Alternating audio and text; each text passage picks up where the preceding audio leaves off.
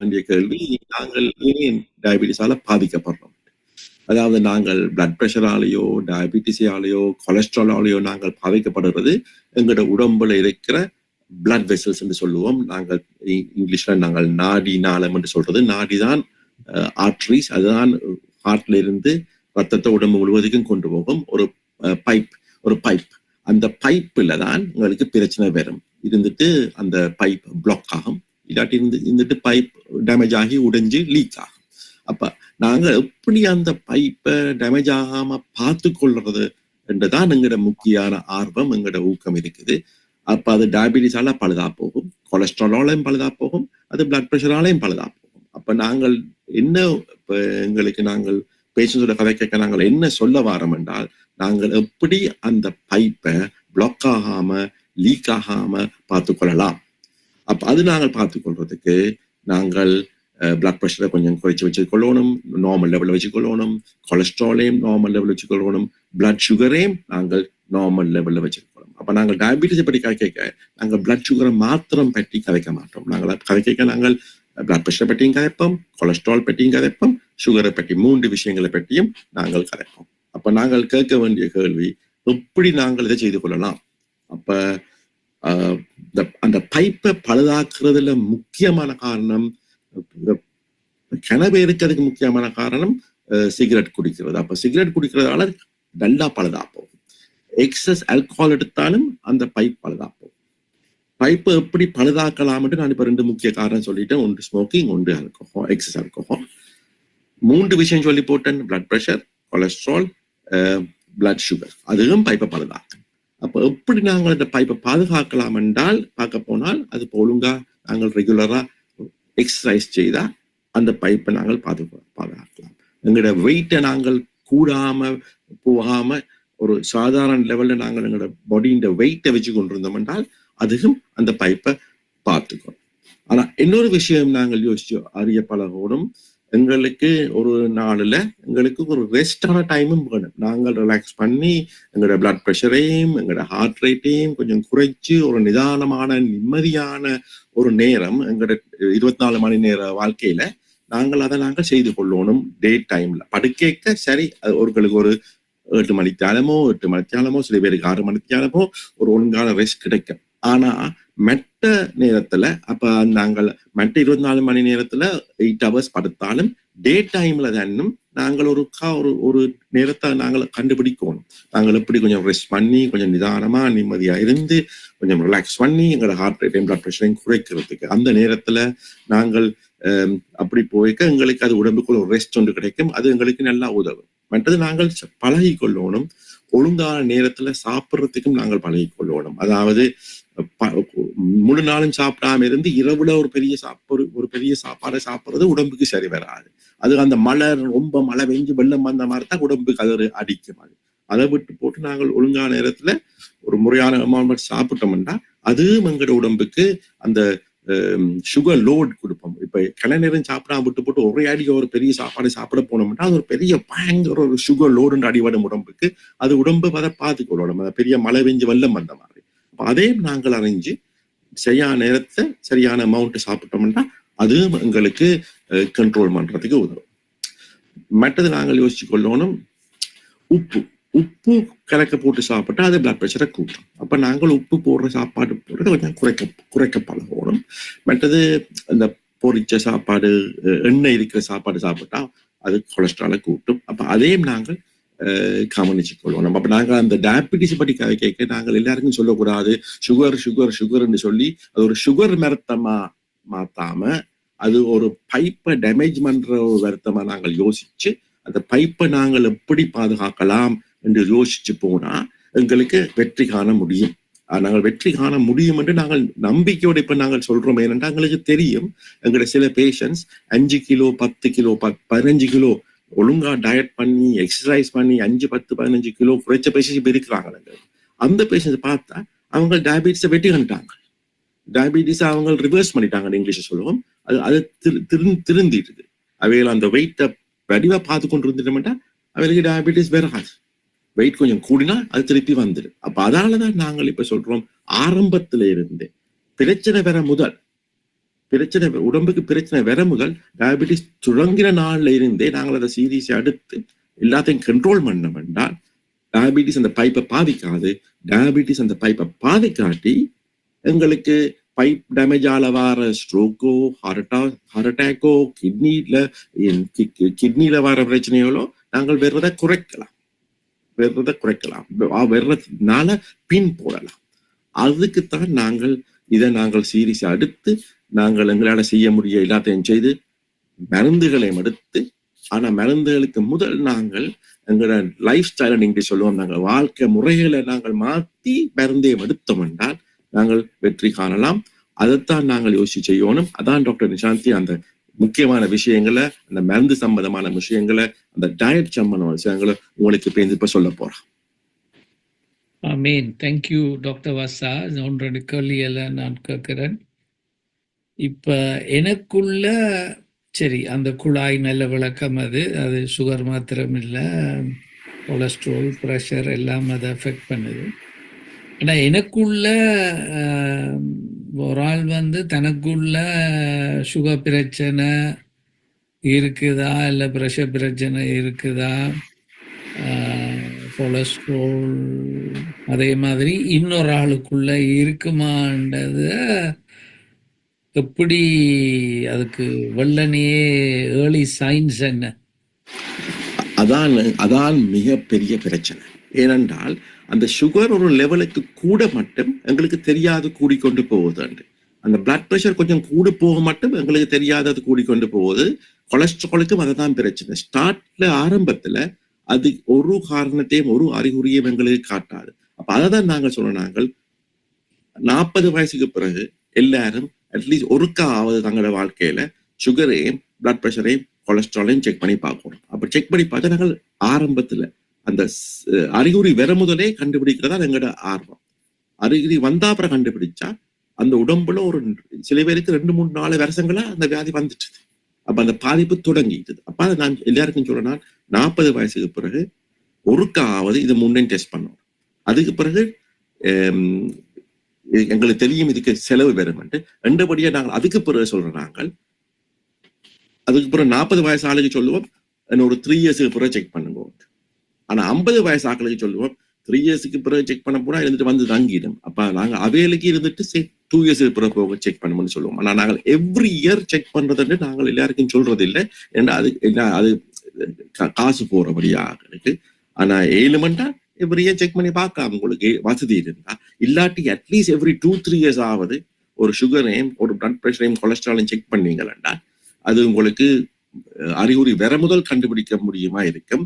ஆனா அறிகுறி சுகர் கூடினா கணக்க ஒரு லெவலுக்கு மேல சுகர் கூடினா உங்களுக்கு பசித்தன்மை வரும், வெயிட் லாஸ் வரும். இல்லாட்டி உங்களுக்கு கன நேரம் யூரின் போற, ஒரு நாளைக்கு நீங்கள் 5 தரம் போறீங்கன்னா நீங்கள் நாளைக்கு 8 தரம் போவீங்க. இல்லாட்டி இரவுல ஒலிம்பி போக வேண்டி வரலாம்.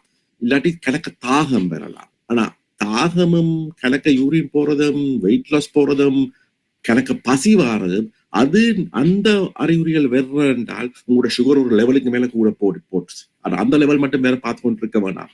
என்னைய பொறுத்த மட்டும் நான் முதல் சொன்ன மாதிரி நீங்க ஒரு காமிச்ச டெஸ்ட் பண்ணாட்டி 40 வயசுல அட்லீஸ்ட் அந்த ஃபர்ஸ்ட் டெஸ்ட்டுக்கு போங்க. அது 3 டெஸ்ட் பண்ணுங்க. 1 டெஸ்ட் பண்ணி பேரட் இல்லை, 1 டெஸ்ட் பண்ணுங்க. சுகரையும் பிளட் பிரஷரையும் கொலஸ்ட்ராலையும் டெஸ்ட் பண்ணி பார்க்கணும். 3 பிடிக்கணும் ஏர்லியா.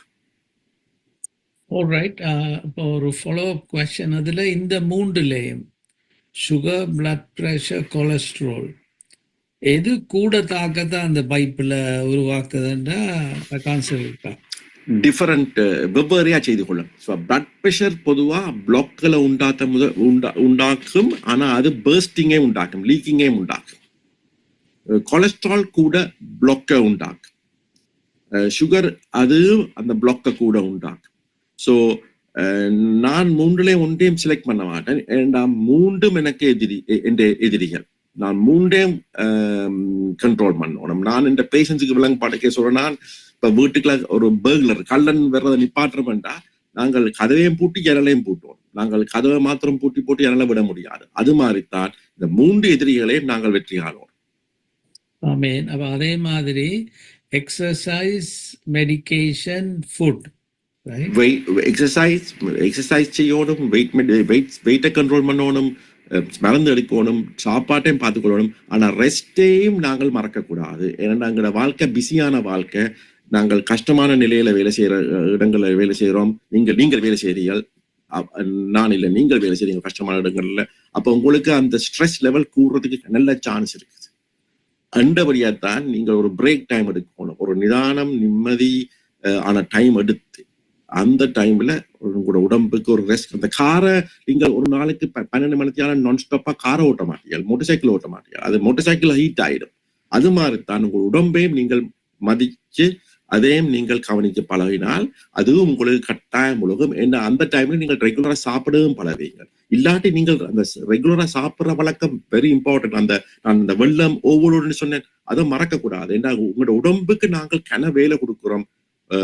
சாப்பாட்டை மிஸ் பண்ணி போட்டு பெய்து ஒருக்கா போய் முழு நாள் சாப்பாட்டையும் ஒரே அடியா சாப்பிடுங்க, அது கூடாது உடம்புக்கு. அது சரி, அது உடம்பு பாதிக்குது.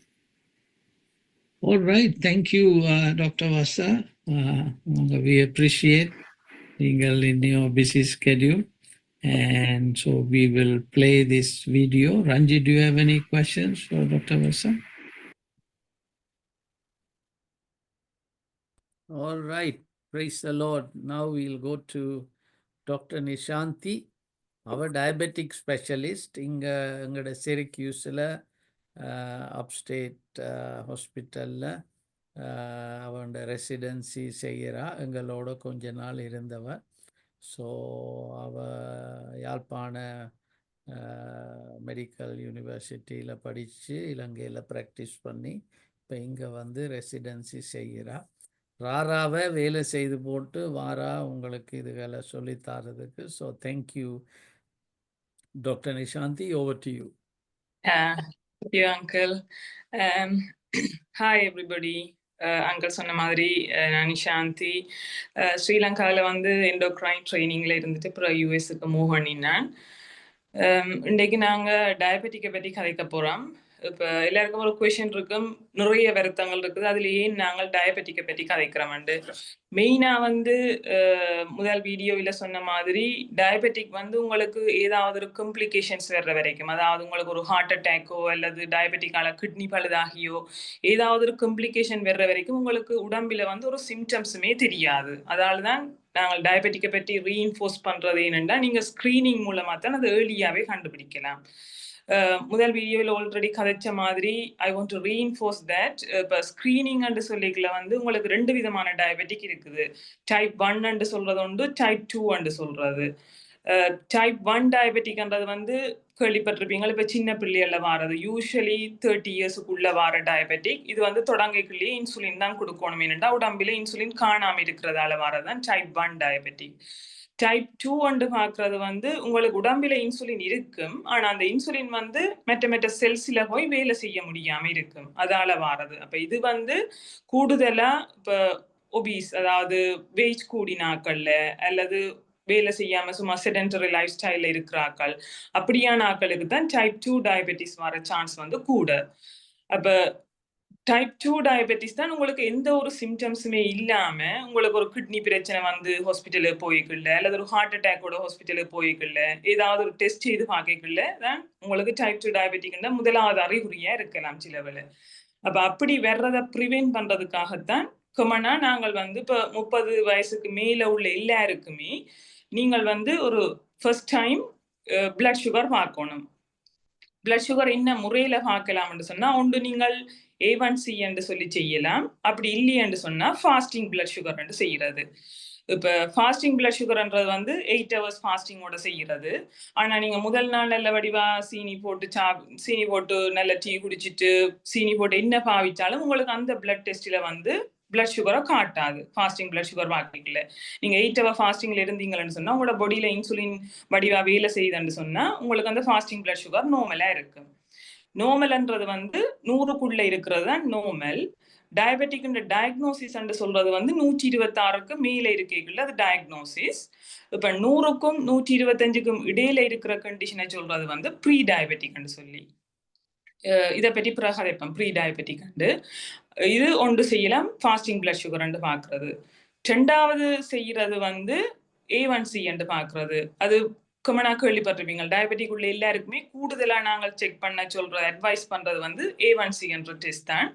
ஏனென்று சொன்னா இப்ப A1C பார்க்கக்குள்ள உங்களுக்கு வந்து ஒரு 3 மாசத்துக்கான பிளட் சுகர் என்ன மாதிரி இப்ப நீங்கள் கூட சீனி சாப்பிட்டாலோ கூட கார்போஹைட்ரேட் டயட் எடுத்தாலோ உங்களோட பிளட் சுகர் வந்து ஃபிளக்சுவேட் பண்ணும் பொடியில. அப்ப 3 மாசத்துக்கான கண்ட்ரோலை வந்து வடிவா பார்க்கலாம் A1Cல பார்க்கக்குள்ள. அப்ப A1Cன்றது வந்து நீங்க ஃபாஸ்டிங்ல போகிறது இல்லை, சும்மா போயிட்டே செய்யலாம் A1C டெஸ்ட். அதுல வந்து நீங்க 6.5க்கு மேல இருந்ததுன்னு சொன்னா உங்களுக்கு டயபெட்டிக் என்ற டயக்னோசிஸ். 5.8க்கு கீழே இருந்ததுன்னு சொன்னா நோமல் உங்களுக்கு. 5.8க்கும் 6.4க்கும் இடையில இருக்கிறது வந்து ப்ரீ டயபெட்டிக் என்று சொல்றது. ஏன் அப்படி 6.5 5.8க்கும் 6.5க்கும் இடையில ப்ரீ டயபெட்டிக் ஒரு கண்டிஷன் வச்சிருக்கணும்னு சொன்னா ஈவன் இப்ப நீங்க ப்ரீ டயபெட்டிக்கான ஆளா இருந்தாலுமே உங்களுக்கு வந்து இப்ப டயபெட்டிக் சம்பந்தமான காம்ப்ளிகேஷன்ஸ் வர்றதுக்கான சான்ஸ் வந்து கூட. மற்றது இந்த நிலையில நீங்கள் கண்டுபிடிச்சீங்கன்னு சொன்னா நீங்க டயபெட்டிக்கை ரிவர்ஸ் பண்ணலாம். ஈவன் நீங்க மோர் தேன் 6.5ல கண்டுபிடிச்சாலே ரிவர்ஸ் பண்ணலாம். ஆனா ப்ரீ டயபெட்டிக்ல கண்டுபிடிக்கல நீங்க டயபெட்டிக்கை ரிவர்ஸ் பண்றதுக்கான சான்ஸ் வந்து கூட. இப்ப என்னன்னு நீங்க அந்த ப்ரீ டயபெட்டிக்ல இருந்து நீங்கள் நோமல் ஆக்களுக்கு வரலாம்னு சொன்னா முதல் வீடியோல கழிச்ச மாதிரி life style modification, diet, exercise, மற்ற செடன்டரி லைஃப் ஸ்டைல விடுறது அப்படியான விஷயங்கள் இதை பற்றி நாங்க பிறகு கதைப்போம். இப்ப ஏன் நாங்கள் டயபெட்டிக்கை ஸ்கிரீன் பண்ணணும், டயபெட்டிக்கு ஏன் நாங்கள் அது மெயின் முக்கியமான விஷயமா கதைக்கிறோம்னா நீங்க டயபெட்டிக் பிளட் சுகர் வந்து கண்ட்ரோல் இல்லாம இருக்கீங்கல்ல உங்களோட பொடியில இருக்கிற எல்லா பார்ட்டுமே பாதிக்கப்படலாம். இன்க்ளூடிங் இப்ப முதல் இதுல கழிச்ச மாதிரி மெயினா வந்து இது நாடிகளை தான் எஃபெக்ட் பண்ண போகுது. அதுல வந்து சிறு நாடிகளை எஃபெக்ட் பண்றதால மெயினா கொஞ்சம் காம்ப்ளிகேஷன்ஸ் வரலாம். பெரிய நாடிகள்ல கொலஸ்ட்ரால் படிவு ஏற்படுறதால மெயினா காம்ப்ளிகேஷன்ஸ் வரலாம். ஏன்னா சுகருமே வந்து உங்களுக்கு உடம்பில போய் கனகாலம் இருக்கைக்குள்ள அது வந்து கொலஸ்ட்ராலா மாற்றப்பட்டு தான் சேமிக்கப்படும். அப்ப அப்படியான இடங்கள்ல வந்து நாடிகள்லையும் அது படியலாம். இப்ப சிறு நாடிகள்ல படிகிறதால வாரது வந்து மைக்ரோவாஸ்குலர் காம்ப்ளிகேஷன்ஸ் என்று சொல்றது. மைக்ரோ சின்ன சின்ன நாடிகள்ல வர பிரச்சனைகளால வாரது. அதுல வந்து நீங்க மெயினா கேள்விப்பட்டிருப்பீங்க கிட்னி பிரச்சனை தான் மெயினான விஷயம். இப்ப கேள்விப்பட்டிருப்பீங்க டயபெட்டிக் கனகாலம் இருந்தது, அதால வந்து பேஷண்ட்ஸுக்கு குரோனிக் கிட்னி டிசீஸ், அதாவது கடைசி கிட்னின்ற கடைசி கட்ட நிலைக்கு போயிட்டாருன்னு சொல்லி. இப்ப ஏனது வருதுன்னு சொன்னா உங்களுக்கு பிளட் சுகர் வந்து உங்களோட உடம்பில ஒரு கண்ட்ரோல் இல்லாம இருக்கேக்குள்ள கிட்னியோட புரதம் போற தன்மை வந்து கூடவே இருக்கும். அந்த புரதம் வந்து உங்களோட கிட்னில இருக்கிற செல்ஸ், அதாவது கலங்களுக்கு வந்து ஒரு டாக்ஸிக்கான ஒரு சாமான் புரதம். அதால கிட்னி செல்ஸை வந்து அதை அழிக்க போகுது. அதாலதான் என்ன செய்யணும்னா டயபெட்டிக் இருக்கிற எல்லாருமே ஒவ்வொரு வருஷமும் உங்களோட கிட்னியோட புரதம் போகுதோன்னு சொல்லி பார்க்கணும். அதாவது UPCR யூரின் புரோட்டீன் கிரியாட்டின் ரேஷியோன்னு சொல்லி பார்ப்பினா அது வந்து உங்களோட கிட்னியோட புரதம் போகுதோன்னு பார்க்குறது. சில பேர் சொல்லி நுரைச்சு கொண்டு போறது, வெள்ளையா போறது அப்படின்றதெல்லாம் புரதம் போறதுக்கான அறிகுறிகள். இப்ப அப்படி புரதம் போகுதுன்னு சொன்னா நீங்க ஏர்லியாவே கண்டுபிடிச்சீங்கன்னு சொன்னா அதுக்கு கொஞ்சம் மருந்துகள் இருக்குது. சில பிளட் பிரஷருக்கு கொடுக்குற சில மருந்துகள், சில கேள்விப்பட்டிருப்பீங்க லிசினோப்ரில், லொசாட்டன் அப்படியான மருந்துகள் வந்து கிட்னில புரதம் போற அளவை குறைக்கும். இப்ப புதுசா 2 மருந்து வந்திருக்கு. ஈவன் டயபெட்டிக்கு பாவிக்கிற மருந்தே கிட்னியோட புரதம் போறத குறைக்கும். ஜார்டியன்ஸ் சொல்றது உண்டு. மற்றது வந்து இப்ப ஒசாம்பிக் அப்படியான மருந்துகள் வந்து புரதம் போறத குறைக்கும். இப்ப நீங்கள் இதை வந்து ஏர்லியாவே கண்டுபிடிக்காம விட்டீங்கன்னு சொன்னா, ஸ்கிரீனிங் செய்யாம விட்டீங்கண்டா, புரதம் போகுதோ இல்லையோன்னு பார்க்காம விட்டீங்கன்னு சொன்னா ஒரு கொஞ்ச காலம் போக ஒரு 5-6 இயர்ஸ் போக உங்களோட கிட்னி வந்து டோட்டலா பழுதாகி அதுக்கு பிறகு நீங்கள் வந்து இப்ப டயாலிசிஸுக்கு போகணும், கிட்னி டிரான்ஸ்பிளான்ட் செய்யணும், அப்படியான ஒரு மேஜர் காம்ப்ளிகேஷனுக்கு போகும். அதாலதான் என்ன செய்யறதுன்னு சொன்னா ஒவ்வொரு வருஷமுமே நீங்க டயபெட்டிக் இருக்கிற எல்லாருமே யூரினோட புரதம் போகுதோ இல்லையோன்னு சொல்லி செக் பண்ணணும். இது வந்து முதலாவதா மெயினா டயபெட்டிக் எஃபெக்ட் பண்றது, அதாவது கிட்னியை. 2வது வந்து கண்ணை எஃபெக்ட் பண்ணலாம். இப்ப கண் பார்வை மங்குறது அல்லது ஃப்ளோட்டர்ஸ் இப்ப கருப்பு புள்ளிகளா தெரிகிறது, அப்படியான பிரச்சனைகள் வரலாம். இதுவுமே வந்து இப்ப ஒரு 5-6 வருஷம் டயபெட்டிக் உங்களுக்கு கண்ட்ரோல் இல்லாம போகைக்குள்ளதான் வரும். அப்ப இதுக்கு என்ன செய்யறதுன்னு சொன்னா ஒவ்வொரு வருஷமுமே டயபெட்டிக் இருக்கிறாக்கள் கண் டாக்டர்கிட்ட போய் கண் சரியா இருக்குதோன்னு சொல்லி பார்க்கணும். ஏனெண்டா இப்ப ஏர்லியாவே அதை கண்டுபிடிச்சினோம்னு சொன்னா அதுக்கும் ட்ரீட் பண்றதுக்கு உங்களுக்கு மருந்துகள் இருக்குது. இப்ப லேசர் ட்ரீட்மெண்ட் சொல்றது, இப்ப சில இன்ஜெக்ஷன்ஸ் வந்து இருக்குது கண்ணுக்குள்ள போடுறதுக்கு. இப்ப அப்படியானதுகளை வந்து நீங்கள் ஏர்லியாவே செய்து கண் பார்வை இல்லாம போறதை ப்ரிவென்ட் பண்ணலாம். இது வந்து மெயினா 2ஆவதா வாரது. அடுத்தது 3ஆவதா வாரது வந்து பெரிஃபரல் நியூரோபதி அண்டு. இது வந்து என்னன்னு சொன்னா இப்ப நீளமான நரம்புகள்ல வர நியூரோன்ஸ்ல வர பிரச்சனை. மெயினா வந்து காலுக்கு போற நரம்புகளை தான் ஃபர்ஸ்டா டயபெட்டிக் எஃபெக்ட் பண்ணும். இப்ப கேள்விப்பட்டிருப்பீங்க, நடந்து கொண்டு போய்க்குள்ள கால்ல சென்சேஷன், கால்ல வந்து விறைப்பு தன்மையா இருக்குது, அல்லது வந்து ஒரு ஊசி குத்துற தன்மையா இருக்குது. அப்படியான சிம்டம்ஸ் தான் இந்த பெரிஃபரல் நியூரோபதிக்கு ஒரு ஏர்லியான அறிகுறிகளா இருக்கும். இப்ப இது என்ன பிரச்சனை, இப்படி பெரிஃபரல் நியூரோபதியால உங்களுக்கு என்ன பிரச்சனைன்னு சொன்னா, ஏதாவது கால்ல உங்களுக்கு எதுவும் புண் வந்தாலோ அல்லது கால்ல எதுவும் தாங்குப்பட்டாலோ உங்களுக்கு தெரியாது. ஏன்னா கால் வந்து ஆல்ரெடி விரைச்சிருக்குது. ஆனா உங்களுக்கு வந்து கால் விரைச்சிருக்குன்னு சொல்லி தெரியாது.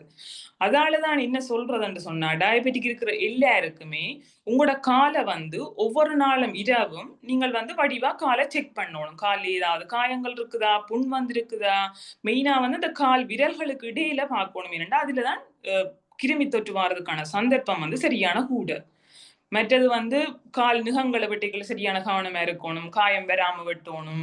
மற்றது வெளியில போகைக்குள்ள ஸ்லிப்பர்ஸ் போட்டு கொண்டு போறது. அப்படி வந்து உங்களோட காலை வந்து ஒவ்வொரு நாளும் இரவும் நீங்க செக் பண்ணணும். ஏனென்றா காயம் வந்துட்டுதுன்னு சொன்னா, நீங்கள் அதை கவனிக்காம விட்டீங்கன்னு சொன்னா, அந்த காயம் வந்து உங்களோட இப்ப உள்ளுக்குள்ள பரவி கொண்டு போறதால முதல் வந்து எலும்புக்கு பரவலாம், அதுக்கு பிறகு வந்து உங்களோட பொடிக்கு பரவலாம். ஒரு நிலைக்கு மேல போச்சுதுன்னு சொன்னா உங்களால அந்த காயத்தை மருந்து போட்டு கண்ட்ரோல் பண்ண இயலாது. அப்ப அந்த நிலையில தான் காலை வந்து வெட்டி எடுக்கிறது, ஆம்பியூட்டேஷன் பண்ற நிலைக்கு போவினா. அப்ப இதுகள் எல்லாத்தையும் ப்ரிவென்ட் பண்ணணும்னா நீங்க என்ன செய்யணும்? டயபெட்டிக் இருக்கிற எல்லாருமே உங்களுக்கு அந்த ஒரு டாக்டர் இருக்கணும். அவர்கிட்ட போனீங்கன்னு சொன்னா ஒவ்வொரு வருஷமும் நீங்க புரதம் செக் பண்ண வேணும். அடுத்தது ஒவ்வொரு வருஷமும் கண்ணுக்கு கொண்டு போய் டாக்டர்கிட்ட காட்ட வேணும். அடுத்தது காலை வந்து ஒவ்வொரு நாளுமே நீங்கள் வடிவா பார்க்க வேணும், காலையில் இது காயங்கள் இருக்குதான்னு சொல்லி. அதே நேரம் டாக்டர்ஸ் வந்து ஒவ்வொரு வருஷமும் ஒரு மொனோஃபிலமெண்ட் என்று சொல்லி ஒரு ஸ்பெஷல் டெஸ்ட் ஒன்று செய்து பார்ப்பினா உங்களுக்கு கால் விரைப்பு இருக்குதா இல்லையான்னு சொல்லி. இது வந்து சின்ன சின்ன நாடிகள்ல வர பிரச்சனையால வாரது. பெரிய பெரிய நாடிகள் அடைக்கிறதால வாரதுதான் முதல் வீடியோல கதைச்ச மாதிரி உங்களுக்கு ஹார்ட் அட்டாக் வரலாம். டயபெட்டிக் இருக்கிறவங்களுக்கு என்ன பிரச்சனை என்று சொன்னா, உங்களுக்கு வந்து இப்ப நோமல் அறிகுறிகளோட ஹார்ட் அட்டாக் வராது. இப்ப நீங்க கேள்விப்பட்டிருப்பீங்க, ஹார்ட் அட்டாக் அண்ட் வரைக்குள்ள வந்து சரியான இருக்கிற மாதிரி நெஞ்சு நோய் இருக்கும், வேர்க்கிற மாதிரி இருக்கும், கைக்கு பரவுற மாதிரி இருக்கும். இதுதான் உங்களுக்கு ஹார்ட் அட்டாக்குக்கான நோமல் அறிகுறிகள். ஆனா டயபெட்டிக் இருக்கிற ஆக்களுக்கு வந்து இப்ப ஹார்ட் அட்டாக் வரைக்குள்ள இப்படியான நோமல் அறிகுறிகள் வராது. சிலவள நெஞ்சு எரிகிற மாதிரி இருக்கும், அல்லது சும்மா தசை நோகுற மாதிரி இருக்கும். அப்ப நீங்க என்ன யோசிப்பீங்களோ, இது வந்து எனக்கு வளமையாவே கேஸ்ட்ரைட்டிஸ் இருக்குது, அப்ப அதுதான் எனக்கு நோது போல இருக்கண்டு. ஆனா டயபெட்டிக் இருக்கிற ஆக்களுக்கு வந்து ஹார்ட் அட்டாக் இப்படி ஏடிபிக்கல் சிம்டம், அதாவது நோமல் சிம்டம்ஸ் இல்லாம பிரசன்ட் பண்ணலாம். அப்ப உங்களுக்கு வந்து ஒரு கொஞ்ச காலம் டயபெட்டிக் இருக்குது, உங்களுக்கு தெரியும் அது கண்ட்ரோல் இல்லாத டயபெட்டிக் சொன்னா உங்களுக்கு ஏதாவது ஒரு நெஞ்சு நோய் வந்தாலே டாக்டர்ஸ் கிட்ட கொண்டே காட்டுறது நல்ல. ஏன்னா அவன் வந்து இகேஜி எடுத்து ஹார்ட் அட்டாக் இல்லையென்று சொன்னா ஓகே. அது அடுத்தது வந்து உங்களுக்கு ஸ்ட்ரோக் வரலாம். அடுத்தது பெரிஃபரல் வாஸ்குலர் டிசீஸ் என்று சொல்றது என்னன்னா, உங்களுக்கு காலில் போற பெரிய நாடிகள் அடைக்கப்படுறதால, இப்ப டயபெட்டிக் கொலஸ்ட்ரால் படிக்கிறதால பெரிய நாடிகள் வந்து ஒக்ளூட் பண்ணப்படுறதால நீங்க நடக்கைக்குள்ள வந்து சரியான கால் தசை பிடிப்பு மாதிரி இருக்கும். இப்ப அப்படியெல்லாம் வந்தா அதை நாங்கள் ரிவர்ஸ் பண்றது கஷ்டம். அப்ப இது எல்லாத்துக்குமே என்ன செய்யலாம், நீங்கள் வந்து சுகரை கண்ட்ரோலா வச்சிருந்தீங்கன்னு சொன்னா இப்படியான காம்ப்ளிகேஷன்ஸ் வாரதுகளை வந்து ப்ரிவென்ட் பண்ணலாம், அல்லது அட்லீஸ்ட் டிலே பண்ணலாம் கொஞ்சம் காலத்தால. இப்ப கேள்விப்படுறீங்க 10-20 இயர்ஸ் போக போக போக உங்களுக்கு வந்து இப்ப டயபெட்டிக் கண்ட்ரோல் பண்றது சரியான கஷ்டமா இருக்கும். அப்படியான சந்தர்ப்பங்கள்ல இப்படியான காம்ப்ளிகேஷன்ஸ் வர வெளிக்கிடும். ஆனா அதுக்கு முதலே நீங்கள் வந்து சுகரை நல்ல கண்ட்ரோலா வச்சிருந்தீங்கன்னு சொன்னா இப்படியான காம்ப்ளிகேஷன்ஸ் வராம நீங்கள் வந்து ப்ரிவென்ட் பண்ணலாம். அப்ப அடுத்த கேள்வி வரப்போது, சுகரை எப்படி கண்ட்ரோலா வச்சிருக்கிறது? சுகரை கண்ட்ரோலா வச்சிருக்கிறேன்னு சொன்னா ஃபர்ஸ்டா நீங்க சுகரை செக் பண்ணணும். சுகரை வந்து உங்களுக்கு வீட்டில குளுக்கோமீட்டர் இருக்குதுன்னு சொன்னா அது நல்ல விஷயம். நீங்கள் வந்து இப்ப இன்சுலின்ல இருக்கிறாக்கலன்னு சொன்னா கமனா நீங்க இன்சுலின் எடுக்கிறதுக்கு முதல் சுகரை செக் பண்ணிட்டு தான் இன்சுலின் எடுக்கணும். அதான் உங்களுக்கு எவ்வளவு இன்சுலின் எடுக்கிறேன்னு சொல்லி தெரியும். இன்சுலின் எடுக்காத ஆக்கலன்னு சொன்னா அட்லீஸ்ட் ஒரு 2 to 3 times per day ஒரு 2 to 3 times per week. அதாவது ஒரு கிழமைக்கு அட்லீஸ்ட் ஒரு 2-3 தடவையாவது செக் பண்ணணும். இப்ப நெடுக ஃபாஸ்டிங் பிளட் சுகரை பார்க்காம சில நேரம் வந்து இப்ப சாப்பிட்டதுக்கு 2 மணித்தியாலத்துக்கு பிறகு, காலம் பிரேக்ஃபாஸ்ட் சாப்பிட்டதுக்கு 2 மணித்தியாலத்துக்கு பிறகு, டின்னர் சாப்பிட்டதுக்கு 2 மணித்தியாலத்துக்கு பிறகு அப்படி சுகரை பார்த்தீங்கன்னு சொன்னா உங்களுக்கு ஒரு ஓவரால் ஐடியா இருக்கும் உங்களோட சுகர் வந்து அப்படி கண்ட்ரோலா இருக்குதா இல்லையாண்டு. இப்ப எவ்வளவு உங்களோட டார்கெட் கண்ட்ரோல் சொல்லிக்கல. இப்ப நீங்க ஃபாஸ்டிங் பிளட் சுகர் தான் பாக்குறீங்கன்னு சொன்னா 80 இருந்து 130க்கு இடையில இருந்ததுன்னு சொன்னா உங்களோட டயபெட்டிக் வந்து கண்ட்ரோலா இருக்குதுன்னு அர்த்தம். போஸ்ட் பிராண்டியில் அதாவது சாப்பிட்டு 2 மணித்தியாலத்துக்கு பிறகு பிளட் சுகர் பாக்குறீங்கன்னு சொன்னா 180க்கு கீழே இருக்குது பிளட் சுகர்ண்டா அது வந்து கண்ட்ரோலா இருக்குது டயபெட்டிக். அடுத்தது வந்து நான் முதலே சொன்ன மாதிரி A1C பார்க்கலாம். அதுதான் நல்ல பெஸ்டான டெஸ்ட். என்னன்னா உங்களோட 3 மந்த்துக்கு நீங்க இந்த மாதிரி கண்ட்ரோல் பண்றீங்கன்னு சொல்லி A1Cல கண்டுபிடிக்கலாம். A1C வந்து உங்களோட கமனா டயபெட்டிக் இருக்கிற ஆட்களுக்கு கமனான டார்கெட் வந்து 7க்குள்ள வச்சிருக்கிறது தான் கமன் டார்கெட். ஆனா சில டாக்டர் சொல்லி நம்ம 7.5 8க்கும் போகலாம். அது டிபெண்ட்ஸ். இப்ப உங்களுக்கு வந்து நிறைய வருத்தங்கள் இருக்குது, சுகர் அடிக்கடி குறைஞ்சு ஹைப்போகிளைசிமியா வருது, அப்படியான ஆட்களுக்கு வந்து நாங்க டார்கெட்டை சில வேளை ரிலாக்ஸ் பண்ணுவோம். ஆனா கமனா எல்லாருக்குமே வந்து 7க்கு குறைவா வச்சிருக்கிறது தான் எங்களோட கோல்.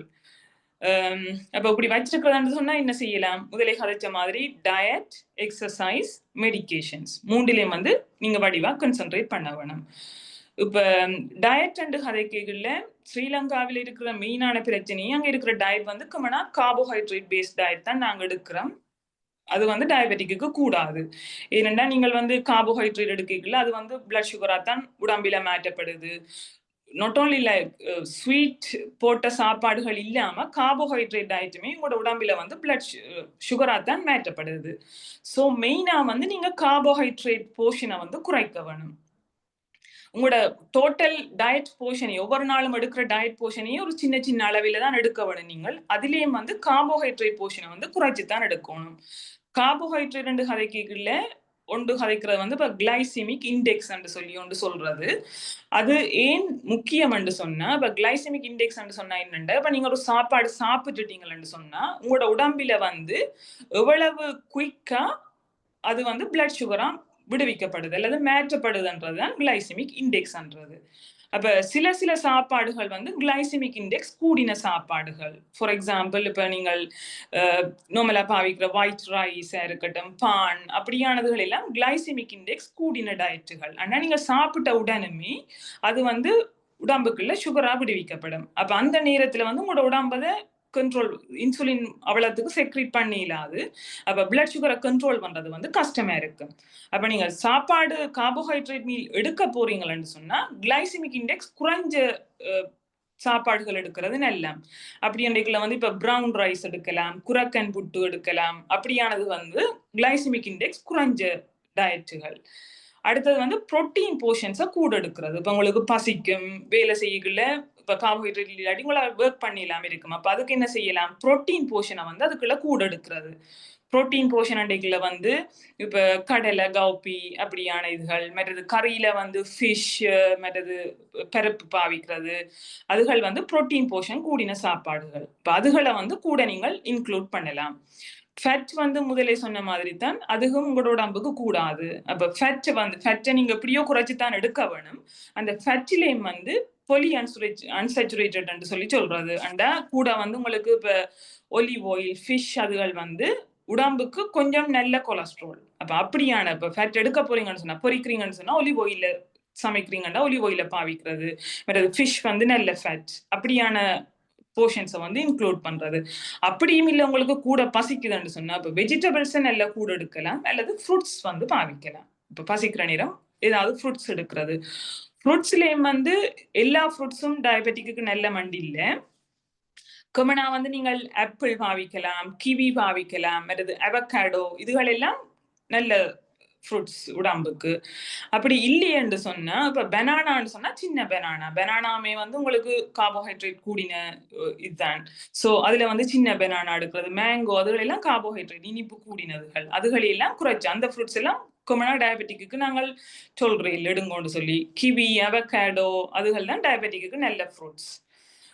இதுகள் வந்து உங்களோட டயட்ல நீங்கள் மாற்றங்களை கொண்டு வரது. இப்ப நீங்க ஆல்ரெடி வந்து உங்களோட வெயிட் கூடுதலா இருக்குன்னு சொன்னா, இப்ப BMI என்று சொல்லி கால்குலேட் பண்றது, இப்ப வெயிட்டையும் ஹைட்டையும் வச்சுக்கொண்டு ஸ்ரீலங்காவில வந்து கமனா 23க்கு மேலே என்று சொன்னாலே உங்களை வந்து ஒரு ஓவர் வெயிட் அல்லது ஒபீஸ் என்று சொல்றது.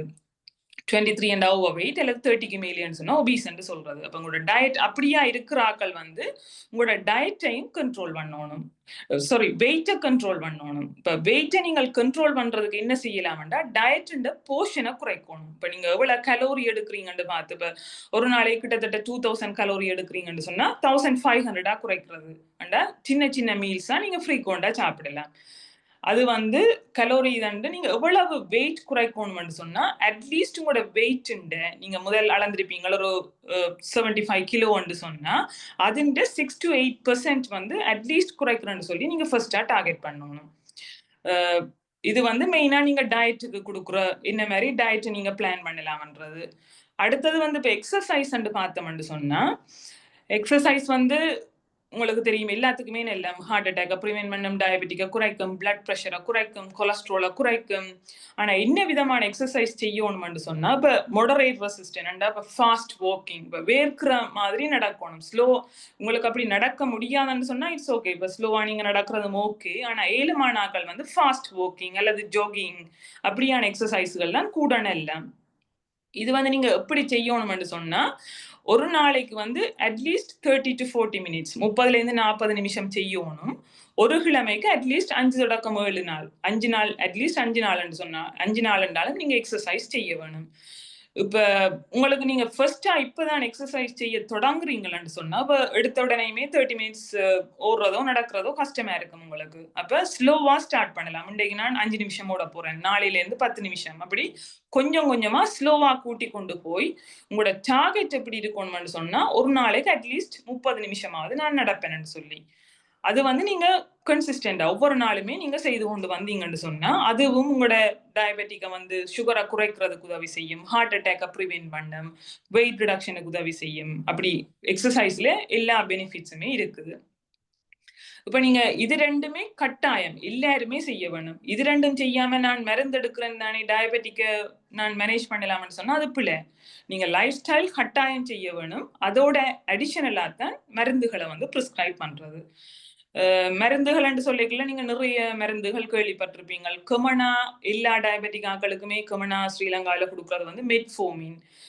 மெட்ஃபோமின் வந்து கூடுதலா எல்லாரும் டயபெட்டிக் இருக்கிற எல்லாருமே மெட்ஃபோமின் எடுத்துக்கொண்டுதான் இருப்பினும், கமனா வந்து அது என்ன செய்யலாம், சில வேளை உங்களுக்கு வந்து இப்ப சத்தி வார மாதிரி இருக்கிறது அல்லது வயிற்று குழப்பமா இருக்கிறது, டயரியா இப்படியான சைடு எஃபெக்ட்ஸ் தான் மெட்ஃபோமினுக்கு வரும். அப்படி உங்களுக்கு ஏதாவது சத்தி வார மாதிரி இருக்கு, டயரியா இருக்குன்னு சொன்னா நீங்க போய் டாக்டர்கிட்ட காட்டினீங்கன்னு சொன்னா அவங்க மெட்ஃபோமின் அளவை குறைக்கலாம் அல்லது வேற ஃபார்முலேஷனுக்கு மாத்துறது அப்படியானது செய்து அந்த சைடு எஃபெக்ட்ஸை குறைக்கலாம். மற்றது வந்து இப்ப 2 மருந்துகள் சரியான ஒரு ஃபேமஸா வந்திருக்குது. என்னன்னு சொன்னா, அது வந்து ஹார்ட்டுக்கு நல்ல, கிட்னிக்கு நல்ல மண்டவடையா. ஆனா ஸ்ரீலங்காவில நான் நினைக்கல அது வந்து ஃப்ரீலி அவைலபிள் இல்ல. இப்ப கவர்மெண்ட் செக்டர்ல அவைலபிளே இல்ல. ஆனா அஃபோர்டபிள்னு சொன்னா வெளியில வாங்கலாம் அந்த மருந்து. ஒன்று வந்து ஜார்டியன்ஸ் சொல்றது, எம்பாக்லிஃப்ளோசின் சொல்லி சொல்றது. அது வந்து இப்ப டயபெட்டிக் இருக்கிற ஆக்களுக்கு அது கொடுக்கல, உங்களுக்கு ஹார்ட் அட்டாக் வர சந்தர்ப்பத்தை வந்து அது குறைக்குதுன்னு ஸ்டடீஸ்ல ப்ரூவ் பண்ணி இருக்கிறாங்க. வேறது கிட்னி பழுதார கிட்னியோட யூரின் போற அளவை குறைக்குதுன்னு சொல்லி ப்ரூவ் பண்ணி இருக்கிறாங்க. ஸோ டயபெட்டிக் இருக்கிற ஆக்கள் வந்து அஃபோர்டபிள் சொன்னா உங்களோட டாக்டரோட கழிச்சு அந்த மருந்து எடுக்கலாம், எம்பாக்லிஃப்ளோசின் சொல்லி. என் அப்பாவுக்கு அவங்க ஸ்ரீலங்காலாம் இருக்கிறார், அவருக்கும் டயபெட்டிக் இருக்குது, அந்த மருந்து தான் ப்ரிஸ்கிரைப் பண்ணியிருக்கிறேன். அது வந்து சரியான நல்ல மருந்து. ஆனா இப்ப ஒரு நாளைக்கு காஸ்ட் வந்து கிட்டத்தட்ட ஒரு 50 to 70 rupees அப்படி போகலாம். இப்ப காஸ்ட்லியான மருந்து ஆனா நல்ல மருந்து ஜார்டியன்ஸ்ன்றது. அது உங்களுக்கு ஹார்ட் அட்டாக் முதலே ஒரு வந்திருக்குன்னு சொன்னா இது வந்து வெரி குட், சரியான நல்ல மருந்து. அடுத்தது வந்து ஒசாம்பிக் சொல்றது, இப்ப செமாக்ளூடைட் அப்படின்னு சொல்லி நிறைய இது இருக்குது. அதுவும் வந்து சரியான இப்ப ஜார்டியன்ஸை விடவே நல்ல மருந்து ஒசாம்பி கண்டு கதைக்கிறது. இரண்டாவது வந்து உங்களோட வெயிட்டை குறைக்கிறதுக்கு சரியா ஹெல்ப் பண்ணும். அடுத்தது ஹார்ட் அட்டாக்கு நல்ல, கிட்னியோட புரதம் போறதை குறைக்குது. அப்படி நிறைய பெனிஃபிட்ஸ் இருக்குது. ஆனா ஸ்ரீலங்காவில வந்து அது அவைலபிள் இல்லை. கவர்மெண்ட் செக்டர்ல அவைலபிளே இல்லை. பிரைவேட் செக்டர்லயும் வந்து சரியான கஷ்டம் எடுக்கிறது, சரியான காஸ்ட்லி அந்த மருந்து. நான் நினைக்கிறேன் ஒரு நீங்க ஒரு வீக்லி இன்ஜெக்ஷனா தான் போடுறது. ஆனா வீக்லியே உங்களுக்கு சில 10,000 to 14,000 அப்படி காஸ்ட் பண்ணலாம். ஸோ இட்ஸ் வெரி காஸ்ட்லி அந்த மருந்து. ஆனா சரியான நல்ல மருந்து. இப்ப இது ரெண்டுமே அஃபோர்டபிள் இல்லையான்னு சொன்னா அப்படியான ஆட்களுக்கு தான் நாங்கள் சில வேளை கிளிக்லசைட், கிளிப்பிசைட் அப்படியான மருந்துகள் கொடுக்கறது. ஆனா அந்த மருந்து எந்த மெயினான டிஸ்அட்வான்டேஜ் அது வந்து உங்களுக்கு வெயிட் கெயின், உடம்ப நிறைய கூட்டலாம் உங்களுக்கு. அதாலதான் கூடுதலா அந்த மருந்து வந்து பிரிஸ்கிரைப் பண்ற இல்ல. ஆனா இப்ப மற்ற மருந்துகள் அஃபோர்டபிள் இல்லைன்னு சொன்னா அந்த மருந்துக்கு போறது. அடுத்தது கடைசியா வந்து இப்ப ஓரலா எடுக்கிற மருந்துகள் ஒன்றுமே வேலை செய்ய இல்லைன்னு சொன்னா கடைசி ஆப்ஷன் தான் இன்சுலினுக்கு போறது. இப்ப இன்சுலின் அண்டைக்குள்ள வந்து நிறைய விதமான இன்சுலின் இருக்குது. ஒன்று வந்து இப்ப லாங் ஆக்டிங் சொல்லி இரவில மட்டும் போடுற இன்ஜெக்ஷன் இருக்குது. இரவில மட்டும் போடுற இன்ஜெக்ஷன் என்ன மெயினான அட்வான்டேஜ் சொன்னா அது வந்து உங்களுக்கு ஒரு சுகரை ஹைப்போகிளைசிமியான்னு சொல்லி சுகரை வந்து சரியா குறைக்காது. அதுதான் மெயினான அட்வான்டேஜ். அடுத்தது வந்து ஷோர்ட் ஆக்டிங் சொல்லி இப்போ ஒவ்வொரு சாப்பாட்டுக்கும் முதல் போடுற இன்சுலின் ஷோர்ட் ஆக்டிங். அடுத்தது வந்து என்பிஹெச் சொல்லி அதுதான் கூட ஸ்ரீலங்காவில நான் முதல் இருக்கைகள் அதான் கூட பாவிக்கிறது. என்னோட அஃபோர்டபிள் கூடான்னு சொன்ன வடிவம் என்பிஹெச். அது வந்து உங்களுக்கு 2 நேரம் காலமே சாப்பிட்றதுக்கு முதலும் இரவு சாப்பிட்றதுக்கு முதலும் பாவிக்கிற மருந்து. ஆனா இன்சுலின் எடுக்கைகள் என்ன மெயினா நீங்க இதான் சொன்னா ஒன்று இன்சுலினும் வெயிட்டை கூட்டலாம்.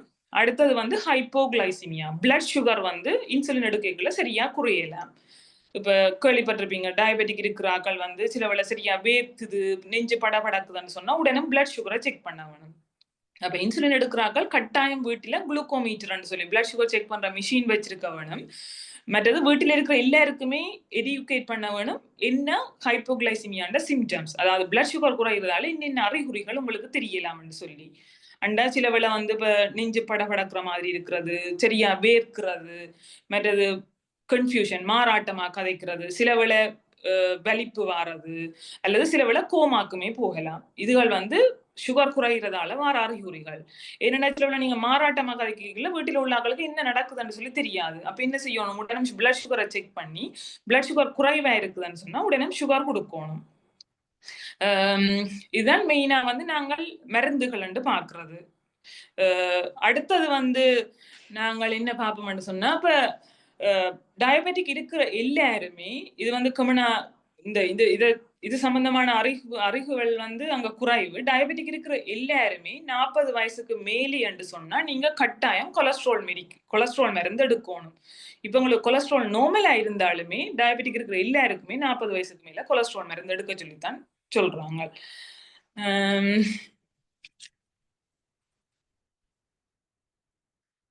அவ்வளவுதான் மெயினா டயபெட்டிக்கை பற்றி. நான் திருப்பம் ரீஇன்ஃபோர்ஸ் பண்ண விரும்புறேன் என்னன்னா உங்களுக்கு டயபெட்டிக் இருக்குதுன்னு சொன்னா டயபெட்டிக் இருக்குதோ இல்லையோ எல்லாருமே 30 வயசுக்கு மேலே என்று சொன்னா கட்டாயம் ஒருக்கா போய் நீங்க சுகரோ A1Cயோ பாருங்கோ. அப்படி பார்த்து A1C எவ்வளவு இருக்குதுன்றதை பொறுத்து அதுக்கு பிறகு என்ன ஃப்ரீக்வெண்டா நீங்க செக் பண்ணணும்னு சொல்லி டாக்டர்ஸ் கிட்ட கேளுங்க. ஏன்னா A1C வந்து இப்போ உங்களுக்கு ப்ரீ டயபெட்டிக் ரேஞ்சில் இருக்குதுன்னு சொன்னா ஒவ்வொரு வருஷமும் பார்க்கணும். நார்மலா இருக்குதுன்னு சொன்னா 2-3 வருஷத்துக்கு ஒருக்கா பார்க்கலாம். அப்ப கட்டாயம் நீங்க A1Cயை செக் பண்ணுங்க. அடுத்தது வந்து உங்களுக்கு காம்ப்ளிகேஷன்ஸ் வர்றதை ப்ரிவென்ட் பண்றதுக்கு ஒன்று பிளட் சுகரை நீங்கள் வடிவா கண்ட்ரோலா வச்சிருக்க வேணும். அடுத்தது கட்டாயம் நீங்கள் ஒரு டாக்டர் இருக்கணும். உங்களுக்கு டயபெட்டிக் அது எண்டோக்ரைனாலஜிஸ்டா இருக்கலாம் அல்லது உங்களோட யூஷுவல் டாக்டரா கூட இருக்கலாம். அவைகிட்ட கொண்டு போய் நீங்கள் அட்லீஸ்ட் உங்களோட பிளட் சுகர் வந்து கண்ட்ரோலா இருக்குதுன்னு சொன்னா அட்லீஸ்ட் ஒரு 6 மந்த்துக்கு ஒருக்காண்டாலும் நீங்க உங்களோட டாக்டர்கிட்ட போய் காட்டிக்கொள்ளணும். ஏனென்றா ஒவ்வொரு வருஷமும் நீங்க யூரினோட புரதம் போறதை பார்க்கணும், கண் பார்க்கணும், அடுத்தது கால் ஏதும் விரைப்புகள் இருக்குதான்னு சொல்லி செக் பண்ணி கொள்ள வேணும். இவ்வளவுதான் மெயினா டயபெட்டிக்கை பற்றினது. ஏதாவது கொஸ்டின்ஸ் சொன்னா கேட்கலாம். All right, 1 minute. Very good presentation. நானே 25 வருஷமா எனக்கு டயபெட்டிஸ் புது புது விஷயங்களையும் உங்களோட இதில் இருந்து படிச்சு கொண்டேன். Thank you doctor Nishanthi. புதர்மர் இல்லை வேறு ஆக்கள் வந்திருக்கிற ஆக்கள் உங்களுக்கு கேள்விகள் இருந்தால் நீங்கள் கேட்கலாம். Thank you so much, Thank you Shanti. so Very clear presentation. Sure. Good teacher. You are a Good good teacher. professor. நித்திரை இல்லாம வந்து இப்படி கதைக்கிறீங்களே. Okay. Thank you All right. Doctor. நல்ல ஒரு அட்வைஸாக இருந்துச்சு. நல்லது ஒரு கருத்துக்கள் பரிமாறினீங்க. கருத்துக்குள்ளாக நன்றி சொல்லுகிறேன். ஒரே ஒரு காரியம், அந்த புரதன் போதை செக் பண்ண ஒரு செக்அப் பண்ண சொன்னீங்க, அதுக்கு பேர் என்ன? Urine protein creatinine ratio UPCR சொல்லி சொல்றது. ஓகே, அதை செக் பண்ண சரி. என்ன மற்றது பாதம் வலிக்கிறது, பாதம் எரிகிறது? அதான் நான் இந்த கதைச்சது பெரிஃபரல் நியூரோபதி என்று சொல்றது. இப்ப உங்களுக்கு கனகாலம் டயபெட்டிக் இருக்கீங்கள, காலில் போற நரம்புகள்ல வந்து பாதிப்புகள் ஏற்படலாம். இப்ப அது வந்துட்டுதுன்னு சொன்னா ஒன்று வந்து உங்களோட சுகரை கண்ட்ரோல் பண்றது அதை நீங்க இப்ப ரிவர்ஸ் பண்றது கஷ்டம். உங்களுக்கு திருப்பி நார்மலுக்கு கொண்டு வர்றது கஷ்டமா தான் இருக்கும். ஆனா நீங்க கட்டாயம் சுகரை கண்ட்ரோல் பண்ணி வச்சிருக்கணும். சில மருந்துகள் இருக்குது உங்களுக்கு ஆக எரியுது அப்படி என்று சொன்னா, இப்ப கேபாபென்டின், ப்ரீகேபாலின் சொல்லி சில மருந்துகள் பிரிஸ்கிரைப் பண்ணுவீங்க நம்ம அதுக்கு.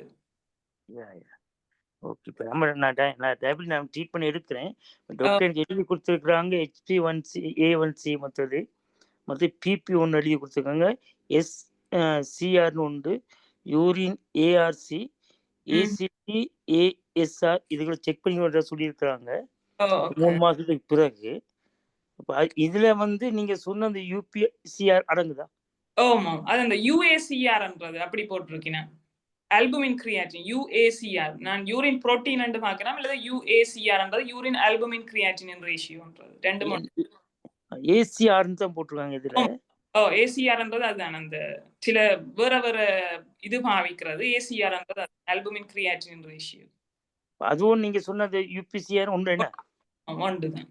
Okay, thank you doctor.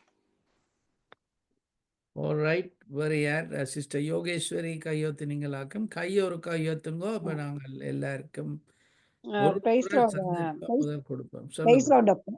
உங்களோட கேமராவை ஒருக்கா கொஞ்ச நேரம் ஆன் பண்ணீங்கன்னா நான் உங்களையும் டாக்டர் நிஷாந்தியையும் பக்கத்துல போடலாம்.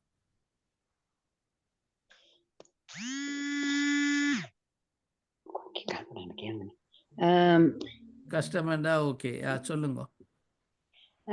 Price lord doctor.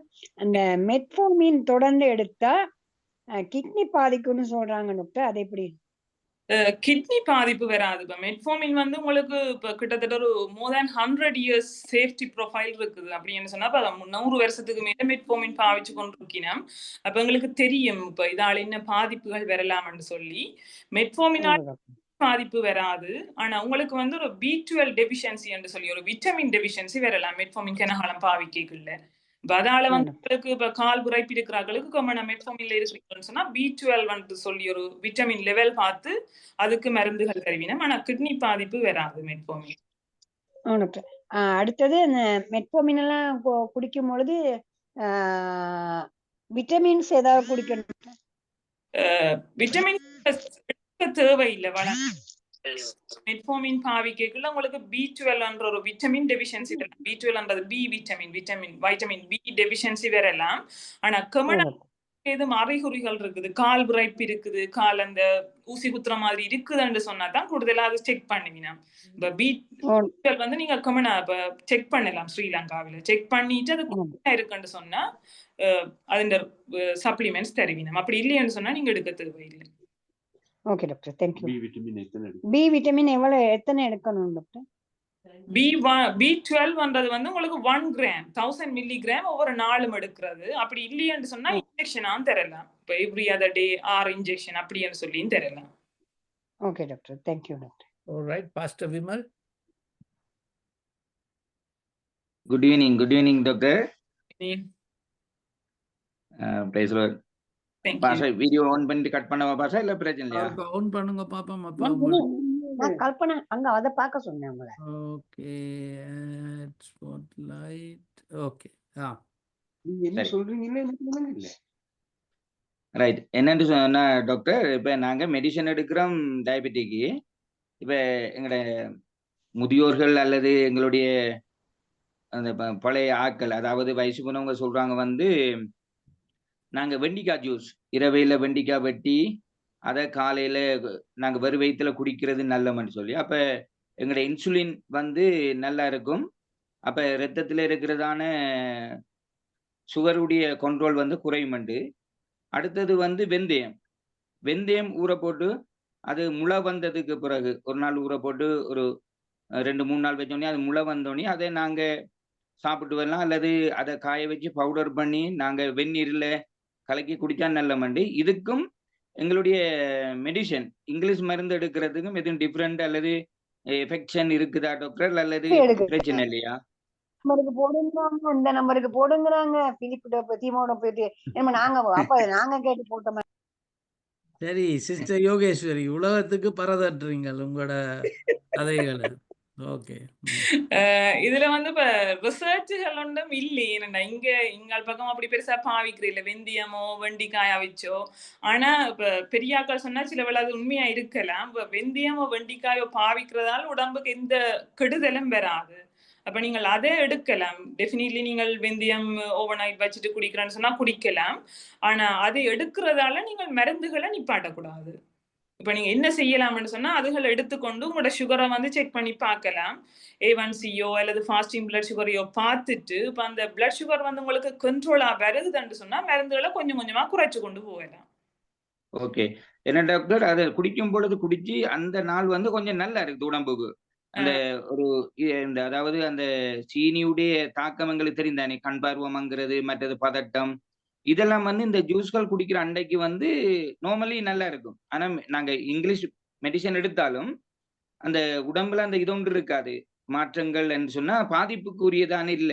இருந்தாலும் கொஞ்சம் என்ன சில வேளைகள் எங்களுடைய நாட்டு வைத்தியத்துக்கும் இங்கிலீஷ் வைத்தியத்துக்கும் எதுவும் பாதிப்பு இருக்குமான்றது தான் கேட்டேன் டாக்டர். Thank you doctor. இன்டராக்ஷன் அப்படி ஒன்றும் நாங்கள் அப்படி சொல்றோம் இல்லை. இன்டராக்ஷன் என்னண்டா இது வந்து உங்களோட நார்மலா பாவிக்கிறது தானே வெந்தயம் வெண்டிக்காய் அதுகள் எல்லாம். டெஃபினிட்லி அது நீங்க பாவிக்கலாம் உங்களோட இதோட.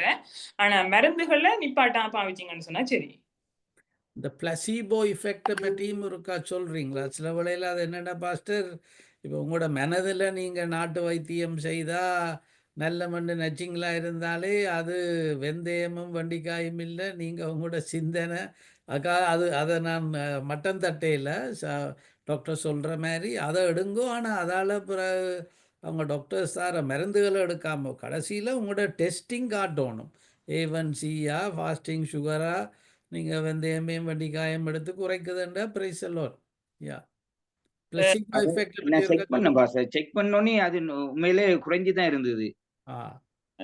அது நல்ல விஷயம் உண்மையா. என்னடா அதால உங்களுக்கு ஒரு சைடு எஃபெக்டும் இல்லைன்னு சொன்னா அது எடுக்கிறதால ஒரு பாதிப்புமே வர போறே இல்லையா. ஆனா சொன்ன மாதிரி நீங்க மருந்துகளை அது எடுக்கிறதால உங்களுக்கு சுகர் நார்மலுக்கு வருமான்னு சொல்லி மருந்துகளை நிப்பாட்டாம விட்டீங்கன்னு சொன்னா சரி. அதுதான் மெயினா அங்க விடுறப்பில்ல. என்னடா பெரியாக்கள் சொல்லி நம்ம இது குடிச்சிங்கன்னு சொன்னா டயபெட்டிக் இல்லாம போயிடுமென்னு சொல்லிட்டு மருந்துகளை நிப்பாட்டுறது. அப்படி நிப்பாட்டாம விட்டீங்கன்னா சரி. அடுத்த பிளஸிபோன்றது என்னன்னா சில வேளை உங்களோட மைண்ட்லயே நீங்க யோசிப்பீங்களா இது செய்தேன்னு சொன்னா எனக்கு இது நோமலுக்கு வந்துடும், சுகர் நோமலுக்கு வந்துடும். நீங்கள மெஞ்சலா அப்படி யோசிக்கிறதாலேயே உங்களுக்கு வந்து அப்படியான சிம்டம்ஸ் உங்களுக்கு அறிகுறிகள் எல்லாம் தெரியும். அதுதான் பிளாசிபோன்னு சொல்றது. இன்னவே அது நல்ல என்னன்னு சொன்னா இப்ப எல்லாமே டிபெண்ட்ஸ் ஆன் யுவர் மைண்ட். இப்ப உங்களோட மைண்ட்ல தான் எல்லாமே இருக்குது. இப்ப நான் வந்து நான் சுகர் கண்ட்ரோலா இருக்கும், டயபெட்டிக் எனக்கு ரிவர்ஸ் ஆயிடுவேன் நச்சு சொன்னா உங்களோட மைண்ட்லயே நீங்கள் அதை யோசிக்க வலிக்கிட்டீங்கன்னு சொன்னா நீங்க வடிவா மருந்து எடுப்பீங்க, வடிவா டாக்டர்கிட்ட போவீங்க, உங்களுக்கு அது பிறகு கண்ட்ரோலுக்கு வந்துடும். Okay doctor, thank you thank you pastor Vimal. வேறு யார் கையை ஏற்றுங்கோ. அப்போ நான் உங்களை வந்து இதில் கொண்டு வந்தனா இருந்தால் 2 பேரும் இருக்கலாம். யார் கையொத்தி இருக்கிறீங்க?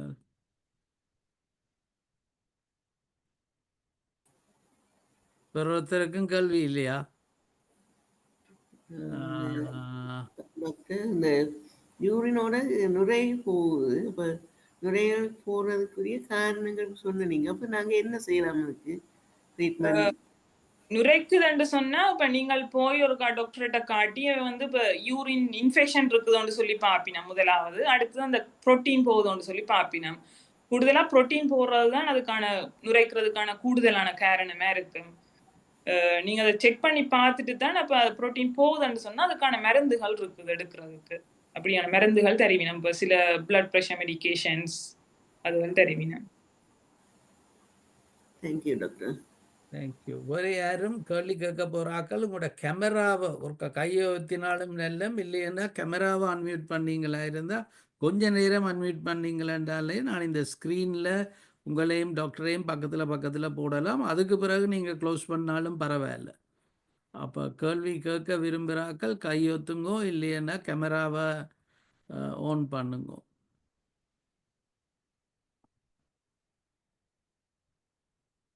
காற்றுள்ள போதே தூற்றிக்கோள் தெரியும் தானே எங்களோட பழமொழி. உங்களுக்கு நாங்கள் ஒரு எக்ஸ்பர்ட்டை கொண்டு வந்திருக்கிறோம். இந்த நேரத்தில் நீங்கள் கேள்விகளை கேட்கணும் என்ன.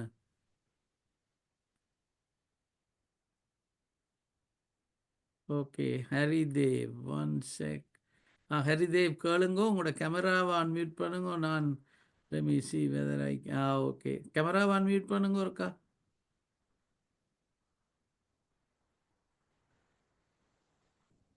ஹரிதேவ்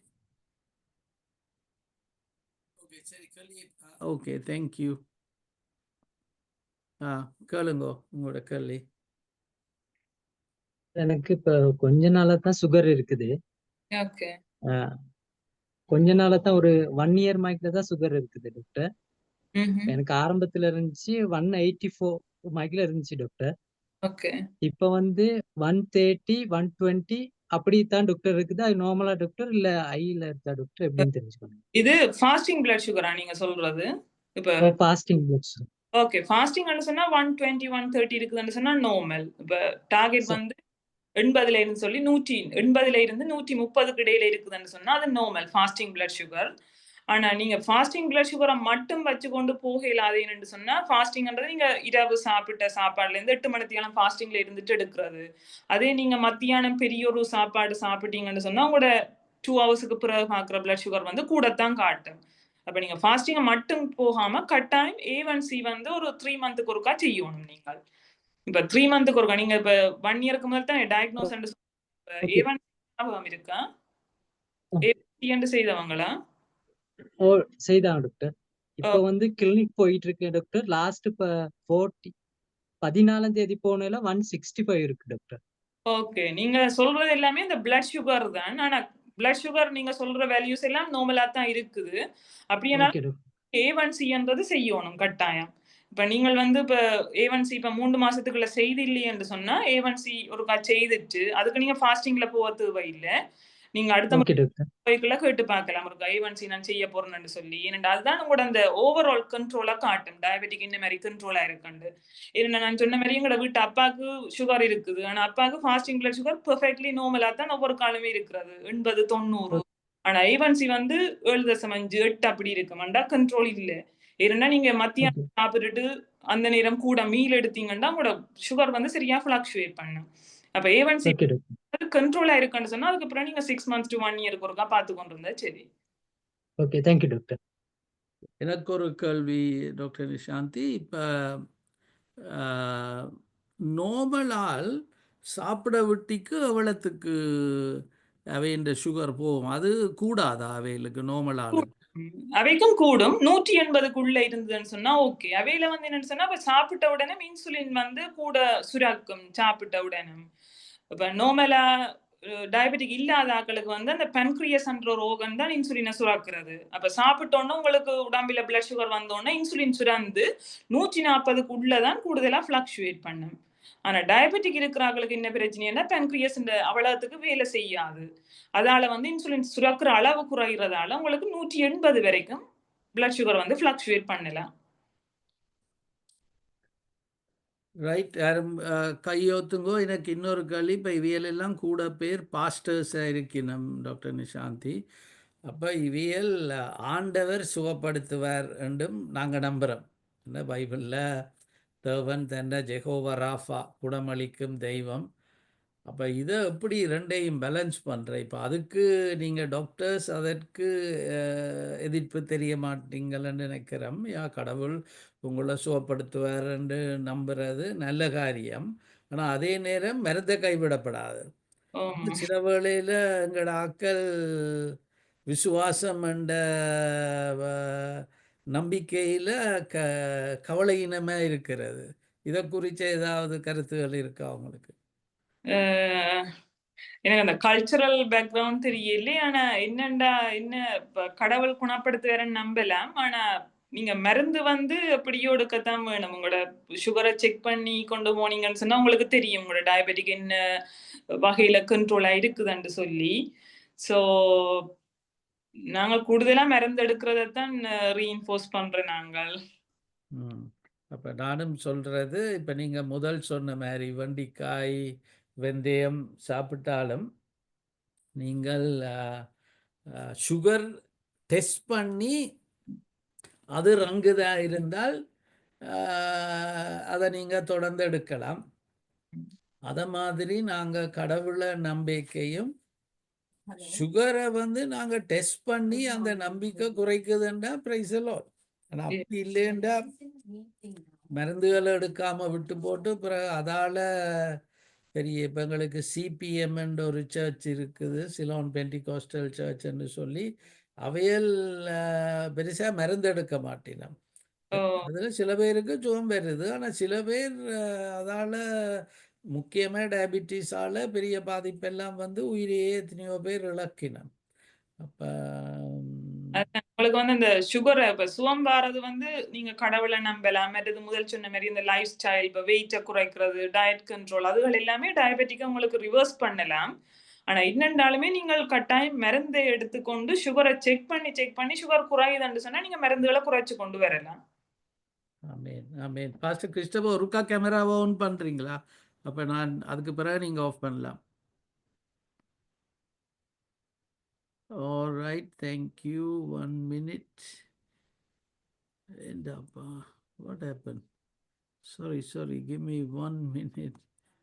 ஏனது உங்களை ஆட் பண்ணலாம். Okay, add to spotlight. Okay, கேளுங்க. இன்னொரு கேள்வி பாஸ், நான் நிறைய கதைக்கல நிறைய பேர் இருக்கிறாங்க. இப்போ ஃபாஸ்ட் டயபெட்டிஸ் இருக்கிறதுனால அந்த ஃபாஸ்டிங்லாம் இருக்கிறதுக்கு நாங்கள் சில நேரம் இருக்கும் பொழுது ஒரு சில நேரத்தில் லாங் ஃபாஸ்டிங் இருக்கலாம். நாங்கள் 2 days சாப்பிடாம இருக்கலாம். 1 time சாப்பிடணும் ஃபாஸ்டிங், ஜபத்துக்காக ஃபாஸ்டிங்லாம் பெரும்பாலும் சனி ஞாயிறு இருக்கிறது கூட எனக்கு அப்படியான காரியங்கள் இருக்கலாமல் இருக்கக்கூடாது. 21 days இப்போ ஃபாஸ்டிங்லாம் போட்டு 1 time மீல்ஸை நாங்கள் அவாய்ட் பண்ண போகிறோம். அப்போ மருந்து எடுக்கிறதும் சில டிஃபிகல்ட்டிஸ் வரும் அந்த இடத்துல. அப்போ இது ஆரோக்கியத்துக்காக அந்த காரியத்தை தடை செஞ்சுக்க, ஃபாஸ்டிங்கை விட ஜெபம் முக்கியம். ஆனா இந்த மாதிரி காரியத்தை நாங்க எப்படியான ஒரு ஆலோசனை, வைத்திய ஆலோசனை பெற்றுக்கொள்ளலாம்? இப்ப கமனா டயபெட்டிக் இருக்கிறார்கள் மருந்துகள் எடுக்கைகள் அல்லது இன்சுலின் எடுக்கைகளை வந்து நாங்கள் ஃபாஸ்டிங் உங்களால் ஏழுமென்று சொன்னா அவாய்ட் பண்ணுங்கன்னு தான் சொல்றேன் நாங்கள். ஆனா சிலது வந்து உங்களோட பிலீஃப், இப்ப நாங்களுமே சில ஃபாஸ்டிங் வந்து நாங்கள் கட்டாயம் இந்த ஃபாஸ்டிங் கடவுளுக்கு மேல நம்பிக்கை இருக்கைகளை நாங்கள் அந்த ஃபாஸ்டிங் செய்யணும்னு சொல்லி நாங்கள் கூட விரும்புறோம்னு சொன்னா நீங்க ஃபாஸ்டிங் இருக்கலாம்.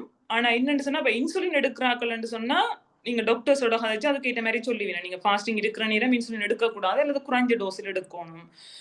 மருந்துகள் சொன்னா இப்ப மெட்ஃபோர்மின் வந்து பிளட் சுகரை குறைக்காது. உங்களுக்கு இப்போ ஹைப்போகிளைசிமியாண்டு வராது. இப்ப நீங்க கிளிக்லசைட், கிளிப்பிசைட் அப்படியான மருந்துகள் எடுக்கிறீங்கன்னு சொன்னா உங்களுக்கு ஃபாஸ்டிங் இருக்கைக்குள்ள பிளட் சுகர் வந்து சரியா குறையலாம். அப்படின்னு சொன்னா நீங்க டாக்டர்ஸோட கதைச்சு உங்களோட மருந்துகளை மாத்தி கொள்ளலாம். இப்ப நீங்க காலம் எடுக்கிறதுக்கு பதிலாக இரவு எடுக்கலாம் அந்த மருந்து, அப்படி அட்ஜஸ்ட்மெண்ட் செய்து கொள்ளலாம் ஃபாஸ்டிங் எடுக்கிறீங்கன்னு சொன்னா.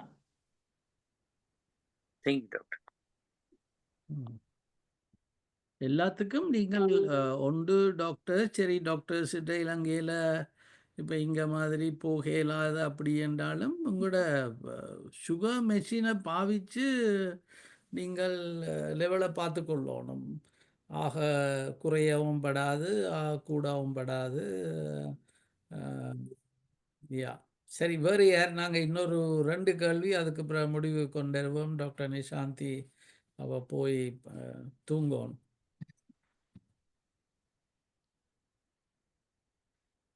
உங்களோட சபையிலேயே இருப்பாங்களே எத்தனையோ பேர் இந்த வருத்தத்தோட.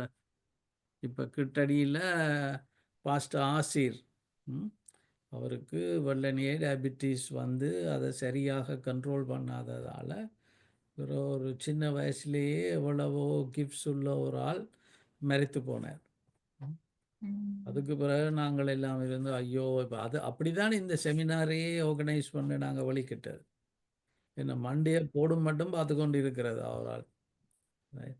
அப்போ வருமுன் காப்பான இருக்கணுமெண்டு இதை கொண்டு வந்து இருக்கிறோம். அப்போ இந்த சந்தர்ப்பங்களை கடைசி சான்ஸ், இதுவரை கேட்காத ஆக்கள் கேளுங்கோ, இல்லை என்றால் நாங்கள் கேட்டாக்களுக்கு இன்னொரு சந்தர்ப்பம் கொடுப்போம். இதுவரை கேட்காத யாரும் கேட்க போறீங்கன்னா அன்மியூட் பண்ணிட்டு கேளுங்கோ. பேசலாமா டாக்டர்? சொல்லுங்க. தேவகுமாரன். ஆல் ரைட், சொல்லுங்க பாஸ்டர்.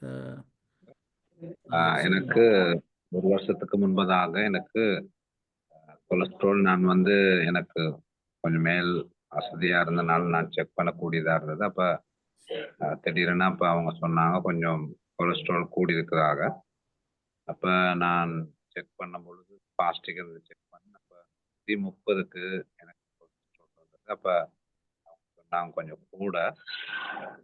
ஆனா இதுல அவங்க சொன்னாங்க பெட் லிவர்ல தான் உங்களுக்கு என்ன கூட இருக்கு, அப்ப அதனால கொஞ்சம் கூடுதலையா போனுச்சுன்னா அது உங்களுக்கு அவ்வளவு சரியில்லைன்னு சொல்லி, அப்புறம் அதுக்கு பிறகு திடீர்னு நான் கொஞ்சம் டயட்டும் நான் குறைச்சும். அப்புறம் அதுக்கு பிறகு நான் ஒரு 74 கிலோ இருந்தேன் நான். அப்ப அதுக்கு பிறகு நான் ஒரு 6 மாசம் போல வெஜிடபிள்ஸ் மட்டும் தான் சாப்பிட்டு அவங்க சொன்னா சில ஹார்ட் அட்டாக்கும் வரலாம், நீங்க குறைங்கன்னு. அது நான் எனக்கு பெரிய ஒரு வியாதி நான் போகல. அது எனக்கு ஒரு டென்ஷனா இருந்தது. சீனி எனக்கு 84 தான் இருந்தது. அது பெட் லிவர் அதே போல இந்த கொலஸ்ட்ரால் இது அதிகமா இருக்குதா டாக்டர், அதுக்கு என்ன செய்யலாம்? இப்பயும் நான் டயட் குறைச்சி அதே போல எக்ஸசைஸ் முடிஞ்ச அளவுக்கு செய்யறேன் நான். திருப்பி நான் என்ன நிறுத்து பார்க்கும் பொழுது அதாவது 65 கிலோவுக்கு நான் வந்திருப்பேன். திருப்பி செக் பண்ணி போடும் பொழுது எல்லாம் 175 180 அந்த மாதிரி தான் எனக்கு காட்டுனுச்சு கொலஸ்ட்ரால்லாம். அதனால பரவாயில்ல, இந்த மட்டத்திலேயே நீங்க கொண்டு போங்கன்னு சொன்னாங்க. இன்னும் நீங்க குறைக்கணும்னு சொல்லி சொன்னாங்க. அப்ப அதுக்கு ஏதாவது உங்களுக்கு ஆலோசனை கேளுமா டாக்டர்? தேங்க்யூ. அது நல்ல விஷயம். நீங்க வெயிட் குறைச்சது எல்லாத்துக்கும் கொலஸ்ட்ராலுக்கும் உங்களுக்கு ஹெல்ப் பண்ணும் கூட. ஆனா நீங்க முதல்ல 180, இப்ப வெயிட் குறைச்ச அப்புறம் 180 உங்களோட கொலஸ்ட்ரால். சாரி, நான் கிளியர். என்ன டாக்டர், இப்ப ஏதாவது இந்த குறைஞ்ச உடம்பு, அதாவது என்னுடைய அதாவது 65 கிலோ வந்த பிறகுதான் எனக்கு நான் கூடுதலா நைட்டுக்கு வெஜிடபிளே தான் சாப்பிட்டேன், ஃப்ரூட்ஸ் தான் சாப்பிட்டேன், ஃப்ரூட் சாப்பிடவே இல்லை. அதனாலதான் எனக்கு அந்த 175க்கு அது வந்தது. ஓகே. சோ உங்களுக்கு இப்பவும் கொலஸ்ட்ரால் கூட இருக்குதுன்னு சொன்னா, இப்ப எனக்கு நீங்க டோட்டல் கொலஸ்ட்ரால் இருக்குது, எல்டிஎல் சொல்லியும் ஒன்று இருக்குது. நாங்க கொடுக்கறது எல்டிஎல் பார்த்துத்தான். முதலாவது வெயிட்ட குறைக்கணும். உங்களோட ஹைட்டுக்கு ஏற்ற மாதிரி தான் உங்களோட டார்கெட் வெயிட் என்னன்னு சொல்லி டிசைட் பண்ணுவீங்க. ஹைட் கிட்டத்தட்ட ஒரு 150 இருக்குதுன்னு சொன்னா உங்களோட டார்கெட் வெயிட் 50 கிலோ. 100 கழிச்சு பாக்குறது அது அன்னளவா சொல்றது. இப்ப 160 வெயிட் 60 அன்னளவா கதைக்கிறது. அப்படி இல்லைன்னு சொன்னா பிஎம்ஐ சொல்லி பாப்பினம். அது உங்களோட வெயிட்டுக்கு ஹைட்டுக்கு நீங்க எவ்வளவு வெயிட் இருக்கணும்னு சொல்லி. இப்ப உங்களுக்கு டார்கெட் பிஎம்ஐ 18ல இருந்து 23 தான் ஸ்ரீலங்காவில நார்மல் பிஎம்ஐ. இப்ப நீங்க அதுக்கு வரும் வரைக்கும் வெயிட்ட குறைக்கணும். மெயினா இப்ப நீங்க சாப்பிடுறது சொன்னா, இப்ப ஃபேட் சாப்பாடுகள் ஒன்றும் சாப்பிடுற இல்ல, பொரிச்சு ஒன்றும் சாப்பிடுற இல்ல, அதுகள் எல்லாம் ஓகேன்னு சொன்னா அடுத்தது எக்ஸசைஸ். நீங்க எக்ஸசைஸ் எதுவும் செய்ய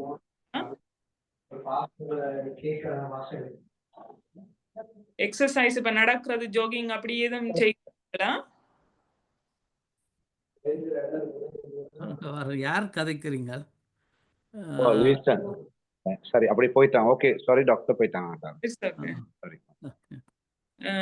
நீங்க இப்ப எக்ஸசைஸ்கள் ஒன்றும் செய்யறே இல்லையென்று சொன்னா அடுத்தது நீங்க எக்ஸசைஸ் செய்யறது, அதுவும் உங்களுக்கு கொலஸ்ட்ராலை குறைக்கிறதுக்கு உதவி செய்யும் சொன்னா, இப்ப ஏதாவது காலமையில ஓடுறது, மற்றது ஸ்விமிங் தெரியுமா செய்யறது, அல்லது அப்படி அதுகள் கொலஸ்ட்ராலை குறைக்கிறதுக்கு உதவி செய்யும் உங்களுக்கு. அப்படியெல்லாம் செய்யறதுக்கு சரி வர இல்லையென்று சொன்னா அடுத்த ஆப்ஷன் மருந்துக்கு போவீங்க. அது உங்களோட அதுக்கு ஏற்ற மாதிரி தான் மருந்து கொடுக்கறதா இல்லையான்னு டிசைட் பண்றது. Okay, thank you doctor. Thank you for your counseling. All right, thank you sister Yogeswari. ஒருக்கா கேமராவை ஆன் பண்ணிடலுமா? அப்ப உங்களை ஸ்பாட்லைட்ல போடுறாக்கு பிறகு நீங்க ஆஃப் பண்ணலாம். Okay pastor. All right, thank you. Pastor, எங்கட சர்ச்ல ஒருத்தருக்கு பாஸ்டர் ஹார்ட் அட்டாக்னு நெஞ்சு எரிச்சல்னு சொல்லித்தான் கொண்டு போய் அட்மிட் பண்ணியிருக்கிறாங்க. அங்க போனோன்னு பெரிய ஹார்ட் அட்டாக் வந்திருக்குன்னு சொல்லியிருக்கிறாங்க. அடுத்தபடி அவருக்கு நாங்க போய் பார்த்துட்டு வந்த அப்புறம் நைட்டு மிட் நைட் வந்து ஹார்ட் பீட் குறைஞ்சு கண்டியில போயிட்டு ஐசியூல வச்சிருக்காங்க. இப்ப ஹார்ட் பீட் வந்து 30 வீதம் தான் இருக்கான் டாக்டர். அப்ப அவருக்கு சுகரும் இருந்துச்சுப்பா டாக்டர். அப்ப 30 வீதம் தான் இப்ப ஹார்ட் பீட் இருக்குன்னு சொல்றாங்க டாக்டர். அத பத்தி எப்படி டாக்டர்? அதான் நான் சொன்ன மாதிரி இப்ப டயபெட்டிக் இருக்கிறவங்களுக்கு உங்களுக்கு டிபிக்கலா ஹார்ட் அட்டாக் சிம்டம்ஸோட வர மாட்டோம். அதாவது நெஞ்சு இருக்கிற மாதிரி அப்படி இல்லாம இந்த நீங்க சொன்ன மாதிரி இப்ப நெஞ்செரிவோடையே சில வேளை ஹார்ட் அட்டாக் வரலாம். நீங்க சொல்றது ஹார்ட் பீட்டா அல்லது ஹார்ட் ஃபங்க்ஷனா? ஹார்ட் பீட் பண்றதா அது? ஹார்ட் பீட் வந்து இங்க வந்து நல்லா குறைஞ்சோன்னே எலக்ட்ரிக் ஷாக் கொடுத்துருக்காங்க. ஓகே. அப்ப அது நார்மல் ஆகணும்னா ஆம்புலன்ஸ்ல கேண்டிக்கு அனுப்பிட்டாங்க. இப்ப கேண்டில இருக்கிறாரு. அவருக்கு இப்ப இன்னைக்கு பகல் கால் வந்திருக்குது. அவரோட ஒய்ஃப்க்கு ஹார்ட் பீட் 30 தான் வேலை செஞ்சுக்கிட்டு இருக்குது அப்படின்னு சொல்லியிருக்கிறாங்க. அப்ப நாளைக்கு தான் பாஸ்டர் போறாரு டாக்டர். அத பத்தி எனக்கு நீங்க சொல்றதின்படி பார்க்கக்குள்ள இப்ப ஹார்ட் அட்டாக்ல ஒன்று வந்து இப்ப எஸ்டி இலிவேஷன் என்று சொல்றது என்னன்னா இப்ப கம்ப்ளீட்டா ஹார்ட்டுக்கு போற வெசல்ஸ் வந்து கம்ப்ளீட்டா அடப்பட்டிருக்கிற மாதிரி தான் நீங்க சொல்றதை வச்சு கொண்டு எடுக்கக்கூடிய மாதிரி இருக்குது. அப்படி கம்ப்ளீட் அடபடைக்குள்ள இப்ப ஹார்ட்டுக்கு நாங்கள் இப்ப எங்களுக்கு நோமலான ஆட்களுக்கு 60 ரக்கம் 70 தான் நோமலா ஹார்ட் பீட் இருக்கிறது. இப்ப அவருக்கு வந்து அந்த ஹார்ட் பீட்டுக்கு சப்ளை பண்ற நாடிகளும் வந்து அடப்பட்டிருக்கு போல இருக்கு. அப்படி இருக்கக்குள்ள வந்து இப்ப பேஸ் மேக்கர்ன்னு சொல்லி ஒன்று போடுறவங்க இப்ப ஹார்ட் பீட் வந்து சரியா குறையுது 40 30 குறைவா வருதுன்னு சொன்னா ஸ்ரீலங்காவிலேயே அவைலபிளா இருக்குது பேஸ் மேக்கர்ன்னு சொல்லி. இப்ப டெம்பரரியா இது வந்து உண்மையா சில வேளை வந்து கொஞ்ச நாளையில அது ரிவர்ஸ் ஆகலாம். ஹார்ட் அட்டாக் நீங்க ட்ரீட் பண்ணி எல்லாம் செய்ய கொஞ்ச நாளையில ரிவர்ஸ் ஆகலாம். சில வேளை அது பெர்மனண்டாவும் இருக்கலாம். அதுக்கு டெம்பரரி பேஸ் மேக்கர்ன்னு சொல்லி இப்ப காலுக்குள்ளால போட்டு ஹார்ட்டுக்குள்ள ஒரு மெஷின் ஒன்று வச்சு அது வந்து அந்த ஹார்ட் பீட்டை கூட்டுறதுக்கு உதவி செய்யும். சில வேளை அப்படி கண்டிக்கு அனுப்பினோடைய கண்டியில ஃபெசிலிட்டிஸ் எல்லாம் அவைலபிளா இருக்குது. ஸோ கார்டியோலஜிஸ்ட் பார்த்துட்டு சில வேளை அப்படி பேஸ் மேக்கர் போடுவீங்க. Okay doctor. Thank you doctor. ஆமீன். நாங்கள் முடிவுக்கு கொண்டேருவோம். நீங்க யார் ஒரு பாஸ்டர் டாக்டருக்கு ஒரு நல்ல தேங்க்யூ சொல்ல போறீங்க? ஏன்னா பொதுவாக இந்த ஊரில் விரும்ப மாட்டாங்க டாக்டர்ஸ் இப்படி வந்து கதைக்கிறதுக்கு. ஏன்னா அவங்க ஒரு பேஷண்ட்டுன்ற சிச்சுவேஷனை பூரணமாக அறியாமல் அறிவுரை கொடுக்க வழி கிடைக்க நாளைக்கு பிறகு இந்த ஊரில் சொல்லுவாங்க, இல்லை நீர் அண்டைக்கு செமினாரில் சொல்லித்தான் எனக்கு இப்படி நடந்ததுன்னு சொல்லி. அப்போ அதால் அவங்க வந்து ஏன் வாயை கொடுத்து அலுப்ப வேண்டுவான்னு சொல்லி விரும்ப மாட்டாங்க. இது நிஷாந்தி எங்கட ஊர் மகள் என்றபடியால் அவள் வந்து பாஸ்டர்ஸ் மாதிரில் அவள் ஒரு இந்து சமயத்தை சேர்ந்தவ.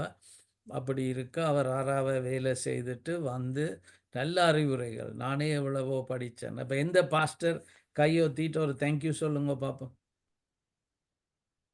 Doctor thank you doctor. பேசலாமா டாக்டர்? தேங்க்ஸ் பண்ணலாமா? நீங்க தேங்க்யூ சொல்ல போறீங்களா இல்லை உங்களுக்கு இன்னொரு கேள்வி இருக்கோ? அல்ல, தேங்க்யூட ஒரு கேள்வி சொல்லணும் டாக்டர். நீங்க எங்க இருந்து வாரீங்கள்? எந்த ஊர்ல இருந்து வாரீங்கள்? ரத்னபுரம். ஓகே, சொல்லுங்க. கேள்வியையும் கேட்டுட்டு தேங்க்யூ சொல்லுங்க.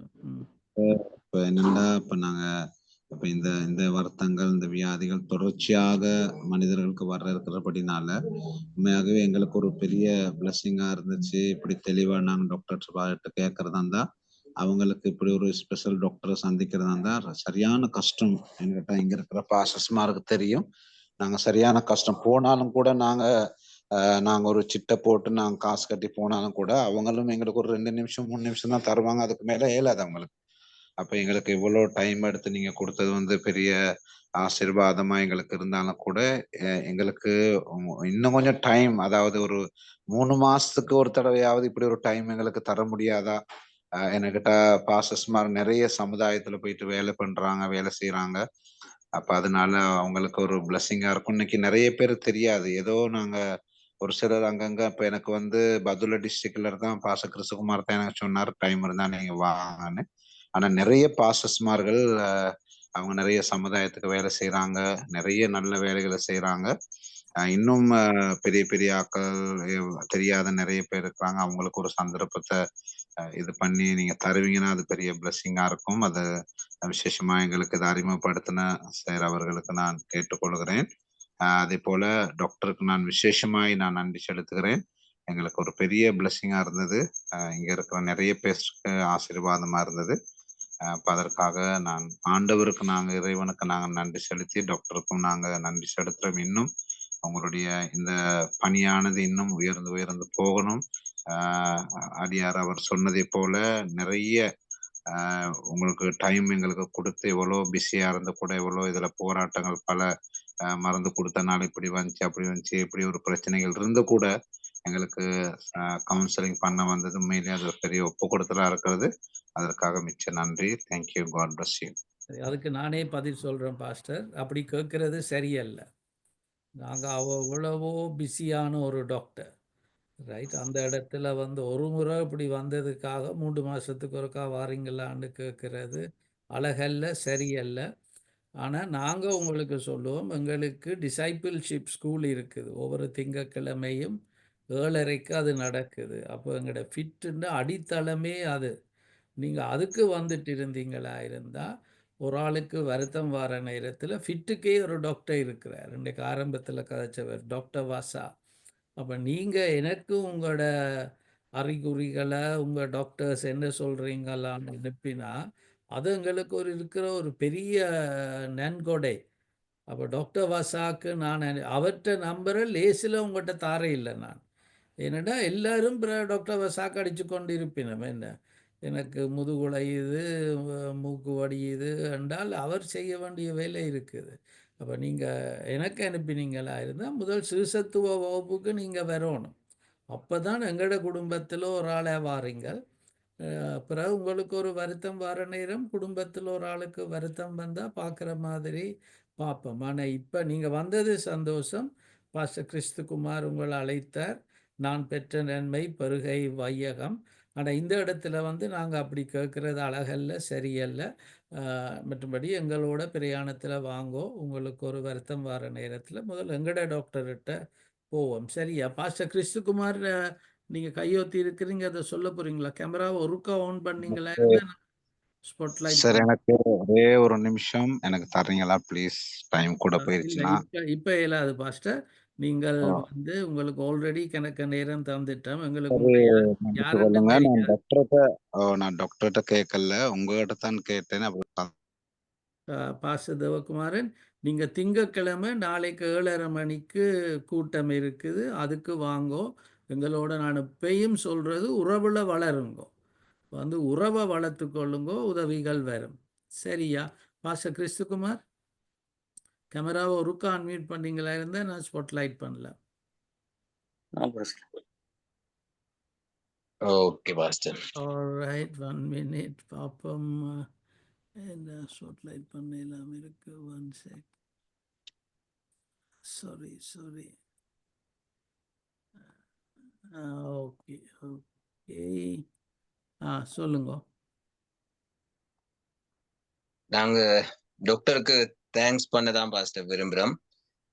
இவ்வளவு நேரமா எங்களுக்கு இந்த டைமை தந்து அவட நித்திரை எல்லாம் விட்டுட்டு எங்களுக்கு ஸ்ரீலங்காவில் இருக்கிற தங்களோட உறவுகளுக்காக தங்களோட நேரத்தை தந்த டாக்டர் சாந்திக்கு எங்களுடைய மனப்பூர்வமான நன்றிகளையும், அதே நேரம் இந்த சந்தர்ப்பத்தை ஏற்படுத்தி தந்த பாஸ்டர் அலெக்ஸ் அவருடைய குழுவினர் அனைவருக்கும் எங்களுடைய மனமார்ந்த நன்றிகளை தெரிவித்துக் கொள்கிறோம்.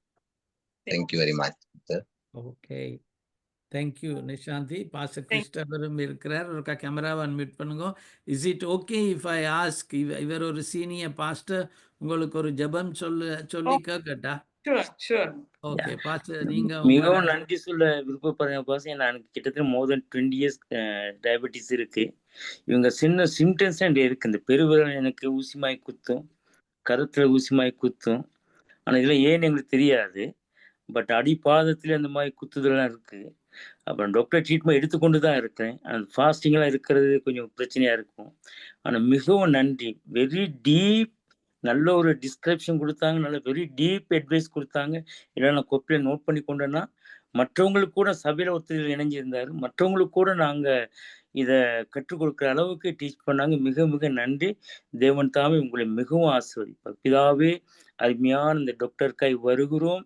கர்த்தாவே, நீங்கள் மனிதர்களை ஏற்படுத்தி உலகத்தில் ஒருவருக்கு அன்பு செலுத்தி வாழ வைத்திருக்கு. இயேசு சுவாமி, உன்னை போல பிறனை நேசி என்ற ஒரே கருத்தை அனைவரும் இணைத்திருக்கிறேன். அருமையான டாக்டர் எங்கள் ஃபிட்கூடாக கொண்டு வந்து அவரது கற்றதை மற்றவர்கள் கடைபிடிக்கத்தக்கதாக கொடுத்த எல்லா ஆலோசனைக்காக உமக்கு நன்றி செலுத்தினோம்.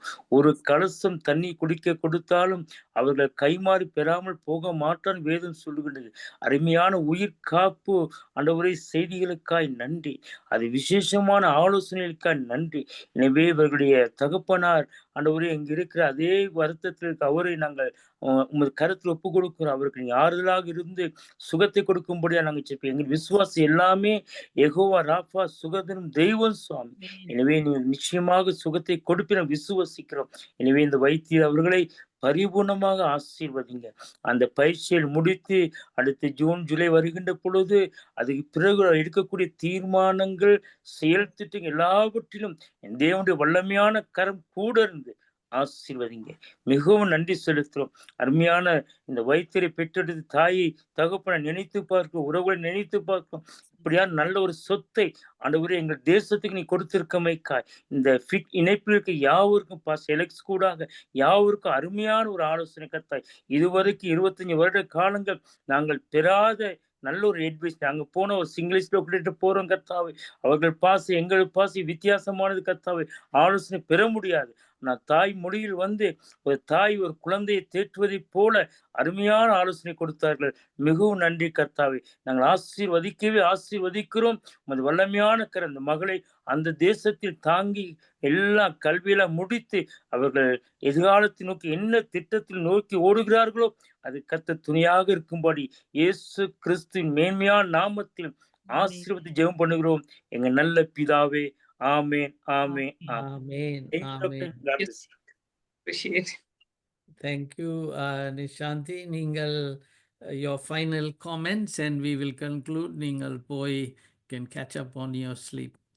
Sure. Thank you everybody. Learn பண்ணிருப்பீங்களான்னு நினைக்கிறேன். And future ல எதுவும் கேள்வி இருக்குன்னு சொன்னா I'm always happy uncle.